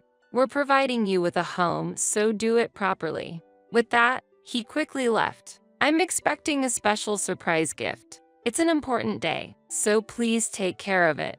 I stared blankly at the words written at the bottom of the paper. Struggling with the preparations for the birthday event and work handover, I managed to finish everything and left the company where I had worked for a long time. The next day, I faced my mother-in-law's birthday event. I was taken up with preparations from the crack of dawn. My mother-in-law, brimming with joy, welcomed guests at the entrance and guided everyone to the spacious living room, slightly away from the kitchen. When the visitors took their seats at the arranged table, one of them pointed out, "It seems like there's a plate missing." At that comment, the mother-in-law's face changed color and she hurried over to me. "What are you doing? Can't you even count properly?" Surprised, I looked toward the living room and noticed that the neighbor, who had said they wouldn't participate, was present. "I'm sorry. I was informed that the neighbor wouldn't be attending. I'll prepare right away," I replied. As I reached for a plate, my mother-in-law grabbed my arm tightly, her nails digging again. I suppressed a cry of pain as she spoke. "I don't want to hear excuses. You've created such a situation. You're really useless," she said, glaring at me. I quickly apologized and hurried to get the plate. They had already begun drinking, and my husband's face was flushed. His smile seemed almost mocking. Despite feeling repulsed by his smile, I moved towards the kitchen. "Stay in the kitchen all day today. I don't want to see your face," she snapped, then headed back to the living room. I heard her laughing and saying, "Sorry for having such an incompetent daughter-in-law. She's really clumsy." In a corner of the kitchen, I closed my eyes and secretly shed tears. However, there was no time to cry. "Jessica, do we still have beer? Can you get it? Can you clean these dishes later? And we'd like some more snacks." The visitors kept making requests one after another. As if accepting these requests, my mother-in-law raised her voice. "If you need anything, please ask my daughter-in-law. We're happy to host you, so please relax. If there's anything missing, we'll go buy it, so don't worry." She spoke loudly enough for me to hear, then continued having a pleasant conversation with the visitors. Then, I heard the sound of the house's entrance door opening. "Sorry, I'm a bit late," said my brother-in-law, arriving a bit late. "Michael, we've been waiting for you. Come here quickly, everyone's waiting." My mother-in-law called him over in a kind tone. I didn't even have time to greet my brother-in-law. In between preparing snacks, I glanced at the piled-up dishes and took a deep breath. I could hear voices from the people in the living room welcoming my brother-in-law's arrival and offering him drinks while I was fully occupied with kitchen work. As I was calmly arranging the snacks, finishing the cake preparations, and about to start washing the dishes, my brother-in-law approached and asked, "Jessica, where are you? Are you finished with the meal? Is there anything I can help with?" he offered. His warm words made my eyes well up with tears. He had been kind like this before when we met at my parents' house. Trying not to show the tears welling up in my eyes, I kept silent and continued washing the dishes. My brother-in-law peered at me. "Are you okay doing all this work alone? Let me handle the dishwashing at least. You must be tired, right?" At his words, the tears I had been holding back fell. In a faint voice, I replied, "This is just everyday life for me." I continued washing the dishes, wiping away the tears that kept flowing. "Everyday life, you say?" He muttered softly, then asked more probing questions. "Has Mom always treated you so harshly?" I nodded quietly, avoiding his gaze. "Is that why you had to change the curtains yourself? Did you do it alone?" I nodded. "Does Peter know about this?" I nodded firmly. Indeed, my husband was aware of it. He knew how unfairly his mother treated me, but to him, maybe that was just part of being a wife. Still, I had hoped for words of concern from him such as, "Can I help?" Or "Are you okay?" Every time I heard my husband's cheerful laughter from the living room, I wanted to block it out. I glanced at my brother-in-law briefly. His kind face quickly turned red with anger, and he dashed toward the living room. I quickly wiped my hands and followed him. In the living room, my in-laws, my husband, and the guests were drinking and laughing joyfully. When my brother-in-law entered, my mother-in-law's face brightened, and she spoke cheerfully. "Michael, where have you been? You're always so busy with work. Take a break. Come, sit here." "What are you thinking, Mom?" he said in a deep tone, staring sharply at her. Surprised and slightly perplexed, she replied, "What? Why are you looking so angry?" "That's enough. Apologize to Jessica right now." His reprimand changed the atmosphere in the room. Did you make Jessica do all the preparation and cleaning today? My mother-in-law, lost for words, looked at me with cold eyes. Feeling her sharp gaze, I trembled and stepped back. Is this how it always is? Speak. My mother-in-law answered lightly. Well, in most homes, it's the daughter-in-law who does the household chores and menial tasks. Jessica knows that, right? With her words, many eyes turned towards me. Suppressing the trembling in my body, I answered firmly, I have no intention of working as a domestic helper in your home. I quit my job at your request, but if you continue to use me for menial tasks, I will leave. At my statement, my mother-in-law smirked. My husband remained silent, sulking in a corner of the living room. Dramatic, aren't you? Leaving like that. How will someone with no ability like you make a living? My brother-in-law reacted vehemently to that comment and retorted loudly. So this is how you've always oppressed Jessica and my wife. My mother-in-law's face contorted. Wife, Michael, are you married? A surprised guest inquired. Yes, I was. It was a short marriage which lasted only 6 months. And it all ended because of you, Mom. My mother-in-law looked down. Half a year into the marriage, she suddenly asked for a divorce. I asked her why, but she just cried and apologized, never revealing the truth. However, I understood that she couldn't be happy with me. With a heavy heart, I signed the divorce papers. Then, in the silence, my brother-in-law continued with a trembling voice. Later on, I understood after asking her close friend. The reason she wanted to get divorced was you, Mom. When I was away, you abused her, used her for chores, and threatened her not to tell me. I regret not being able to protect her. Blaming you won't change the past, so I didn't tell you. My brother-in-law glared at my mother-in-law with emotional eyes. You're always the same. Oppressing the bride, belittling her, do you enjoy that? You're truly low as a human. My mother-in-law, lost for words, bowed her head at my brother-in-law's words. The guests casted cold, accusing glances at her. My brother-in-law pointed towards my husband. Peter, what are you doing? You knew your wife was being used, didn't you? Why did you just watch without doing anything? My husband remained silent, sweating with tension, avoiding eye contact. Suddenly, my mother-in-law shouted, What? Blaming everything on me. The real culprit is. Her sharp gaze landed on my father-in-law. If I may say, your dad was the cause. When you were away for work, he made me work endlessly, insulted me, and robbed me of my time. I'm a victim too. My mother-in-law yelled, directing her anger at my father-in-law. He looked at her, surprised, mouth agape. So, anything you do to your daughter-in-law is excusable? Just because you faced hardships? Is it right to make others suffer the same? My mother-in-law fell silent, at a loss for words. My brother-in-law turned his gaze towards me. Jessica, what will you do? Yes. Pondering over the question, I considered what I wanted for myself. Could I accept the excuses and forgive? Would they improve in the future? Being unemployed, was I to continue serving them?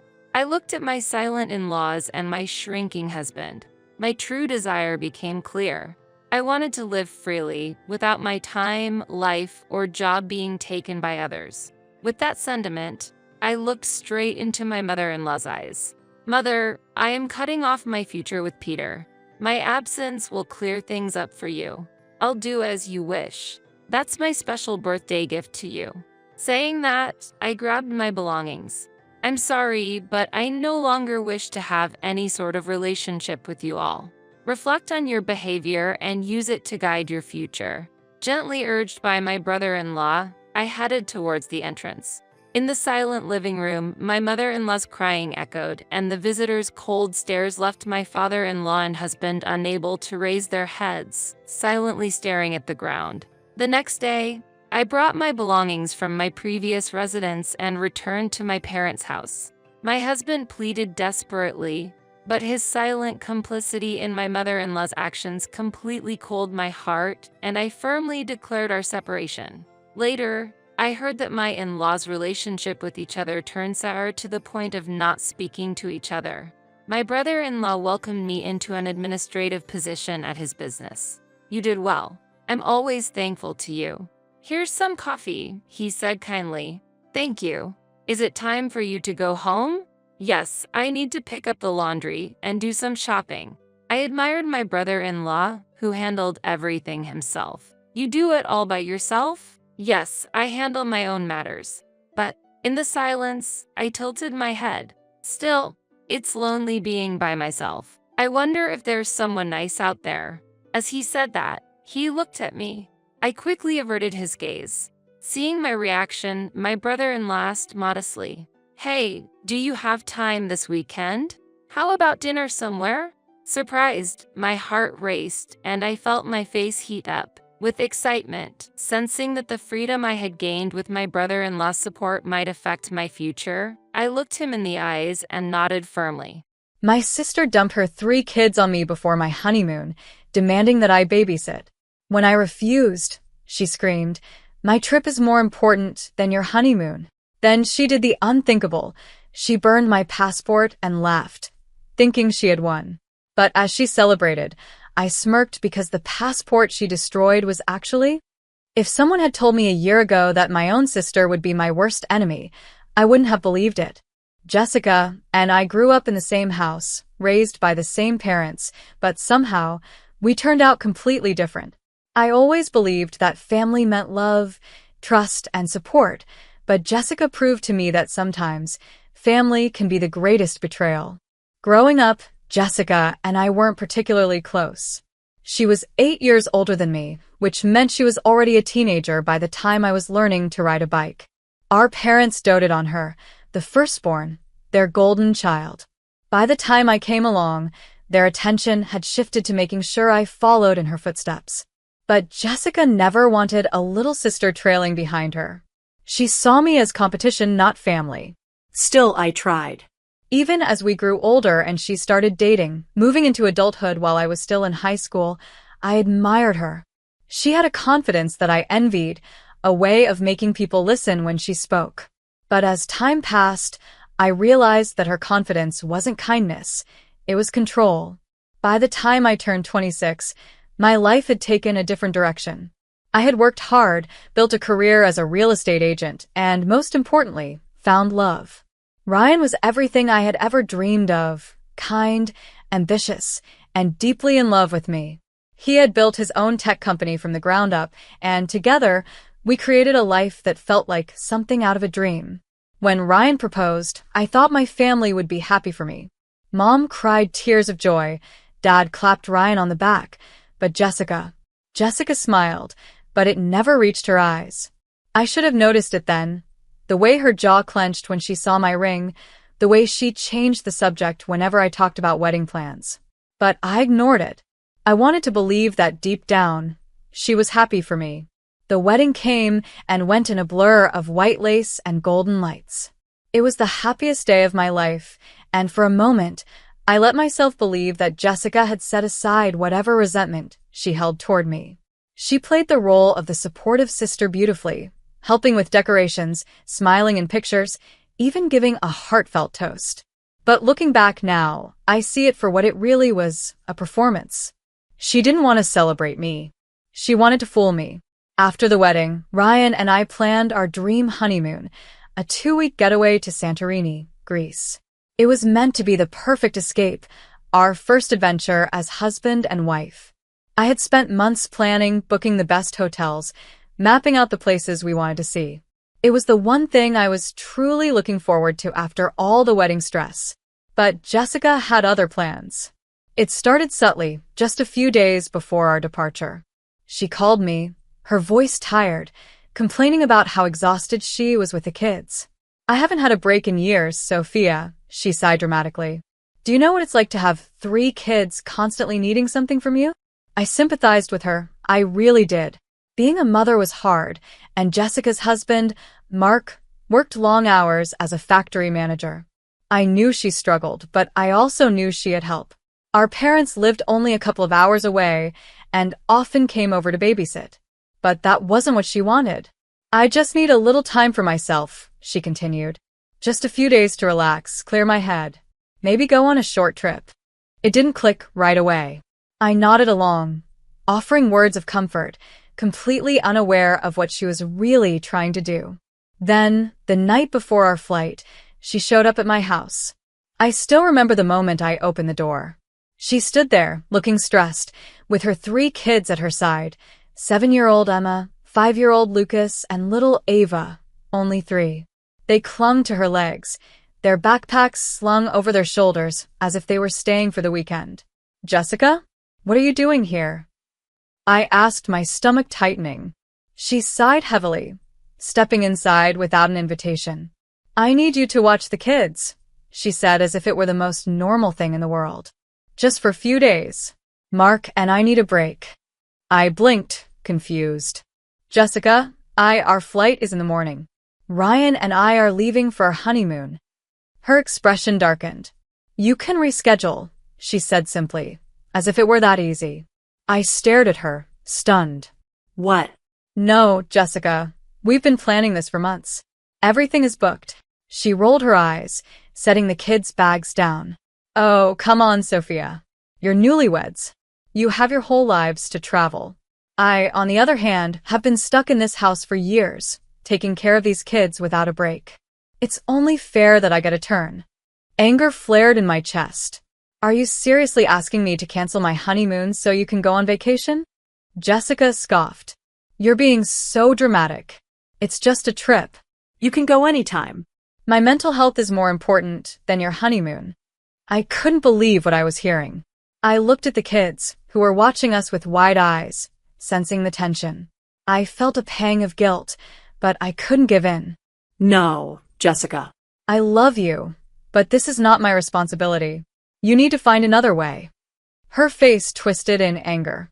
"Wow," she said bitterly. "I see how it is. You've changed, Sophia.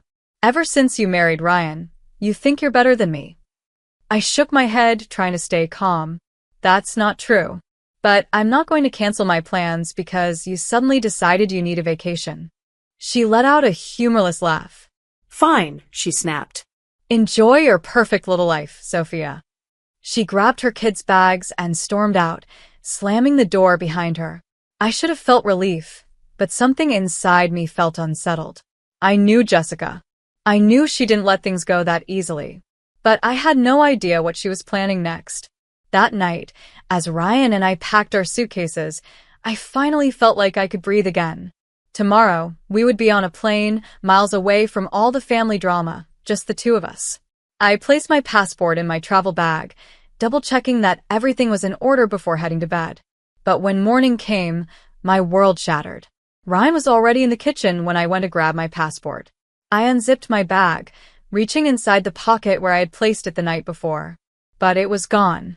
Frantic, I searched through my suitcase, the dresser, the nightstand, everywhere. My hands trembled as I rushed outside, an uneasy feeling twisting in my stomach. That's when I saw it. A pile of blackened pages, curled at the edges, barely recognizable. My passport, completely destroyed, lying in the ashes of our backyard grill. "Jessica." I felt my breath catch, my hands clenching into fists. She had done this. She had come back, somehow, and destroyed my only way to leave. Ryan came running when he heard me scream. "Sophia, what's wrong?" I turned to him, my face pale with shock and fury. "She burned it," I whispered. Jessica burned my passport. And just like that, my dream honeymoon turned into a nightmare. I stood frozen, staring at the burned remains of my passport, my hands shaking with fury. My breath came in short gasps, my chest tightening as the realization sank in. Jessica had done this. My own sister had sabotaged my honeymoon. Ryan knelt beside me, his face tense as he picked up the charred scraps. "Are you sure it was her?" he asked, his voice controlled, but I could hear the anger simmering underneath. I swallowed hard. "Who else?" "She showed up last night demanding that I cancel the trip. When I said no, she left furious. She must have come back. She still has a spare key." Ryan clenched his jaw. "We're changing the locks today." He stood, brushing off his hands. "We need to report this. Maybe the police." I shook my head, feeling exhausted. "And say what? That my sister burned my passport?" They won't do anything. It's not like she broke in. Technically, she had access. Ryan's fists tightened at his sides. She ruined our trip, Sophia. She doesn't get to walk away from this. I knew he was right, but I also knew Jessica. She would play innocent, act like it was all some misunderstanding, maybe even twist it to make me look bad. Confronting her outright wouldn't get us anywhere. I needed proof. I took a deep breath, forcing myself to think. If we go to her now, she'll deny everything. She'll lie, manipulate, and make herself the victim. I looked up at Ryan. We need her to admit it. And I need it on record. Ryan frowned. How do you plan on doing that? I exhaled, already forming a plan in my head. I'm going to call her. I'll pretend I don't know what happened, just that my passport is missing. If I act devastated and clueless, she might slip up. She's too smug to keep her mouth shut for long. Ryan nodded, understanding. And I'll set up the camera. We went inside, and Ryan quickly set up his laptop to record. I took a deep breath, steadying myself, then dialed Jessica's number. She picked up on the third ring. Sophia? Her voice was laced with fake concern. Why are you calling so early? Shouldn't you be on a plane? My hands curled into a fist. I forced a shaky breath. Jessica, I can't go. She was silent for a moment, then I heard a slight intake of breath. Oh, what happened? My passport, I whispered, letting my voice tremble. It's gone, Jess. I don't know what happened. I woke up this morning and it was missing. And then I found pieces of it in the backyard. It was burned. Another pause. Then, in the most insincere tone, she gasped. Oh no, that's awful. Who would do such a thing? I squeezed my eyes shut, willing myself to stay calm. I don't know. Ryan thinks maybe someone broke in, but nothing else was taken. It's just my passport. Jessica hummed as if deep in thought. Well, that's strange. Then, before she could stop herself, she added, I guess that means you're not going anywhere. There it was. The smugness in her voice. The satisfaction. I gripped the phone tighter. Yeah, I guess I'll have to stay home. I let out a fake, defeated sigh. It's not like I can get a new passport overnight. I'll have to reschedule the trip. Maybe next year. Jessica made a sound that almost sounded like gloating. Oh well. Look on the bright side. At least now you're free to help me out. I really need a break, Sophia. I nearly choked on my own rage. She didn't even try to hide it. She was so sure that she had won. I guess you're right, I said, barely managing to keep my voice steady. I mean, what else can I do? Exactly. You're such a good sister, she cooed. See? Things worked out for the best. Ryan, who had been listening, gave me a nod. We had everything we needed. I forced out a weak laugh. Yeah, I suppose they did. I'll drop the kids off later, okay? She added, already making herself comfortable in her victory. I smiled, even though she couldn't see it. But it wasn't a friendly smile. It was cold, calculated. Sure, Jess. I murmured. See you later. And then I hung up. For a moment, I just sat there, gripping the phone, my entire body trembling with rage. Ryan reached over and gently took it from my hand, his expression a mixture of fury and admiration. You got her, he said, his voice quiet but firm. She just admitted everything. I let out a slow breath. She really thought she could get away with this. Ryan pulled up the recording on his laptop, replaying the conversation. Jessica's voice rang out, clear as day, gloating over what she had done. I looked at the screen, my anger hardening into something sharper, something more focused. She's not getting away with it, I said, my voice cold. Ryan smirked. So, what's the plan? I turned to him, my mind already working. Mom and Dad are hosting a family gathering this weekend. Jessica will be there, basking in her fake innocence. That's where I'm going to expose her. Ryan grinned. Remind me never to get on your bad side. I didn't smile back. My sister had betrayed me in the worst way. She had tried to ruin one of the most important moments of my life, all because of her jealousy. This wasn't just about revenge. This was about justice. And Jessica had no idea what was coming. The house was full of laughter, the sound of plates clinking and family catching up over drinks. My parents' home in Tampa always felt warm and familiar, but tonight, the air felt different. Tense. Charged. Because I knew what was about to happen. I stood in the kitchen, gripping my phone, my heart pounding in my chest. I had been replaying Jessica's words in my head over and over again, memorizing every smug, gloating syllable. She had no idea what was coming. Ryan squeezed my hand, his voice low. "Are you sure you want to do this here?" I nodded, my grip tightening.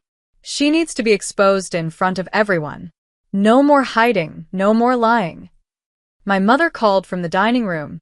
"Sophia, come sit, honey. We're about to start dinner." I inhaled sharply, forcing myself to relax. "Coming," I said, my voice steady. As I walked into the room, my eyes immediately found Jessica. She sat at the table, laughing with our parents, Mark by her side. She looked so comfortable, so at ease, like she hadn't just sabotaged my honeymoon and gloated about it. The rage inside me burned, but I kept my face neutral. I wouldn't give her the satisfaction of knowing what was coming. Not yet. Ryan and I took our seats across from her, and for a moment, everything felt like a normal family dinner. Mom passed around the food, Dad asked Ryan about work, Mark talked about something that had happened at the factory. It was so painfully normal that I almost forgot what I had come here to do. Almost. Jessica, ever the actress, leaned toward me with a fake sympathetic smile. "Oh, Sophia, you must be so disappointed about your trip. Such bad luck, huh?" Ryan tensed beside me, but I just tilted my head, pretending to be confused. "Oh, you mean my passport?" Jessica nodded, trying to suppress a smirk. Yes. "So terrible. Things like that just happen sometimes." I took a slow sip of my wine, watching her closely. "You know, it's funny," I said lightly. Ryan and I were talking about it, and we realized something strange. Nothing else in the house was touched. No sign of a break-in. Just my passport, burned to ash. Jessica blinked, her expression faltering just slightly. "Well, I mean, maybe you misplaced it and it caught fire somehow?" I gave a small smile. Right. Except I found the remains in the backyard grill. I set my wine glass down. So, unless passports just spontaneously combust these days, someone did this on purpose. Silence. Jessica's fingers curled around her fork, her knuckles turning white. "Well, that's horrible," she said, feigning concern. "Who would do something like that?" I leaned forward slightly, my voice calm but firm. "That's what I was wondering." Jessica shifted uncomfortably in her seat, but before she could respond, I reached into my purse and pulled out my phone. I clicked play. Her voice filled the room. "Oh well." "Look on the bright side. At least now you're free to help me out. I really need a break, Sophia." Jessica's face went white. The table went silent. My parents looked confused at first, but as the recording continued, their expressions changed, first to shock, then to horror. See? Things worked out for the best. The audio ended. I set my phone down on the table, looking Jessica dead in the eyes. "You burned my passport," I said evenly. "You did it so I couldn't go on my honeymoon. And then you had the nerve to act like it was just bad luck." Mom gasped. "Jessica, tell me this isn't true." Jessica's mouth opened and closed, her face twisting in panic. That's not." Mark, who had been silent until now, turned to her with disbelief. "Jessica, please tell me you didn't actually do this." She stammered, her hands shaking. "It's not what it sounds like. I cut her off. "You were just what, Jessica? Trying to manipulate me like you always do? Trying to make sure I stay behind to take care of your kids while you got to take a break?" I shook my head. "You've been jealous of me for years. But this is a new low." Tears welled in Mom's eyes. "Jessica, how could you?" Jessica's face contorted with anger. "Oh, come on. You're all acting like I committed some horrible crime. So what? She missed a stupid trip. Big deal. I have 3 kids, Mom. 3. And no one ever offers to help me. Sophia has her perfect life, her rich husband, her stupid little dream vacations. And I'm supposed to just sit here and smile while I drown in responsibilities? No. She could have given up one trip. One. I stared at her, my heart pounding. You didn't ask for help, Jessica. You demanded it. You tried to ruin my happiness just because you weren't happy. And that's not my fault. Mark suddenly pushed back his chair, his face unreadable. I can't believe this. He turned to me, then to my parents. I had no idea. No idea she was capable of something like this. Jessica whirled on him. Oh, don't act like you're some perfect husband, Mark. You barely help with the kids anyway. But Mark was already shaking his head. You just admitted that you sabotaged your own sister's honeymoon. That's not stress. That's cruel. Jessica's face turned red, her hands clenched into fists. Oh, so now I'm the villain? Just because I wanted a break. Dad, who had been silent all this time, finally spoke. His voice was low, trembling with controlled anger. Jessica, you betrayed your sister. And for what? Your jealousy? Jessica scoffed. Oh, please. Like you guys haven't always favored Sophia over me. Mom wiped her tears away, her expression filled with disappointment. Jessica, we've always loved you both. But love doesn't mean we excuse your actions. Ryan cleared his throat. And there's one more thing. He turned to my father. Mr. Carter, I know you and your wife have helped Jessica and Mark financially over the years. I think it's time that stops. Jessica's head snapped up. What? Dad sighed, looking at her with tired eyes. Ryan's right. We've given you money, helped with the kids, done everything we could. But this is where it ends. Jessica's breath hitched. You can't just cut me off. Dad shook his head. Actions have consequences. Jessica looked at Mark desperately. Mark, you're not actually mad about this, right? Mark just stood, his face cold. I need time to think, Jessica. And I need space. Jessica's face crumpled. No. No, you can't just... But he was already walking away. I stood too, pushing my chair back. Goodbye, Jessica. She turned to me, her eyes burning with fury and something else. Fear. She had lost. I took Ryan's hand and walked out of the dining room, feeling lighter than I had in years. Justice had been served. But I wasn't done yet. It was time for my new beginning. The drive home was quiet. Ryan kept glancing at me, probably expecting some kind of reaction, but I just stared out the window, processing everything that had just happened. The weight I had carried for so long, the frustration, the anger, the years of being manipulated, was finally lifting. Jessica was exposed. No more fake smiles, no more guilt trips, no more control. She had played her game for too long, and now, she was the one left scrambling to fix the mess she had created. When we pulled into the driveway, I let out a long breath and turned to Ryan. I should feel bad, I admitted. She's my sister, and I just tore her world apart in front of everyone. Ryan reached over, taking my hand. But do you? I thought about it, about the years of sacrifice, the way Jessica had always made me feel like I owed her something, the way she had burned my passport with no remorse just to trap me into babysitting. Then I thought about her face when she realized she had lost, how Mark had walked out, how her parents had finally drawn the line. I met Ryan's gaze and shook my head. No, I don't. For the first time in my life, I felt free. That night, as we lay in bed, Ryan wrapped an arm around me. So, what's next? He asked. I had been thinking about that a lot. Jessica's sabotage had forced me to take a step back, to really look at my life and the people in it. For too long, I had let my family's expectations dictate my decisions, always making room for Jessica's needs, always trying to avoid conflict. But I was done with that. I want a fresh start, I said. I don't want to be in Miami anymore. Too many memories, too much history. Ryan didn't even hesitate. Where do you want to go? I turned to face him, feeling excitement creep into my chest. Seattle, I said. I've always loved it there. A new city, a new home, a place where Jessica can't just show up at my door with her problems. Ryan grinned. Then Seattle it is. It took a few weeks to finalize everything.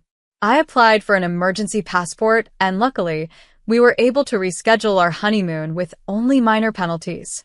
We still lost some money, but in the grand scheme of things, it didn't matter. What mattered was that we were finally going. Meanwhile, Jessica's life continued to unravel. Mom called me once, her voice heavy with sadness. Mark is staying at a friend's place, she admitted. He says he needs time to think about their marriage. I didn't respond. What was there to say? Jessica had done this to herself. She's been calling, Mom added after a moment. Crying. Saying she made a mistake. I exhaled, running a hand through my hair. She's not sorry, Mom. She's just sorry she got caught. Mom didn't argue. After that, I made the decision to go low contact. I wasn't cutting Jessica out completely, at least not yet, but I needed space. I needed to live my life without her constant interference. The day we boarded the plane to Santorini, I felt a weight lift off my shoulders. As the plane took off, Ryan squeezed my hand. We made it, he said, grinning. I smiled back. Yeah, we did. The honeymoon was perfect. The blue waters of Santorini, the whitewashed buildings, the warm breeze. It was everything I had dreamed of and more. But the best part? I didn't have to check my phone every few hours. Didn't have to worry about Jessica pulling another stunt. When we returned, we packed up our lives in Miami and moved to Seattle. Our new apartment overlooked the water, the city lights twinkling below. It was quiet, peaceful. Ours. Jessica still tried, of course.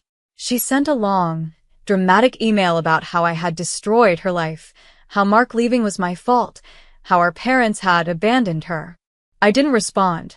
She had spent years making me feel guilty for having my own life. But now I finally understood. I didn't owe her anything. For the first time in a long time, I was living for myself, and it felt incredible.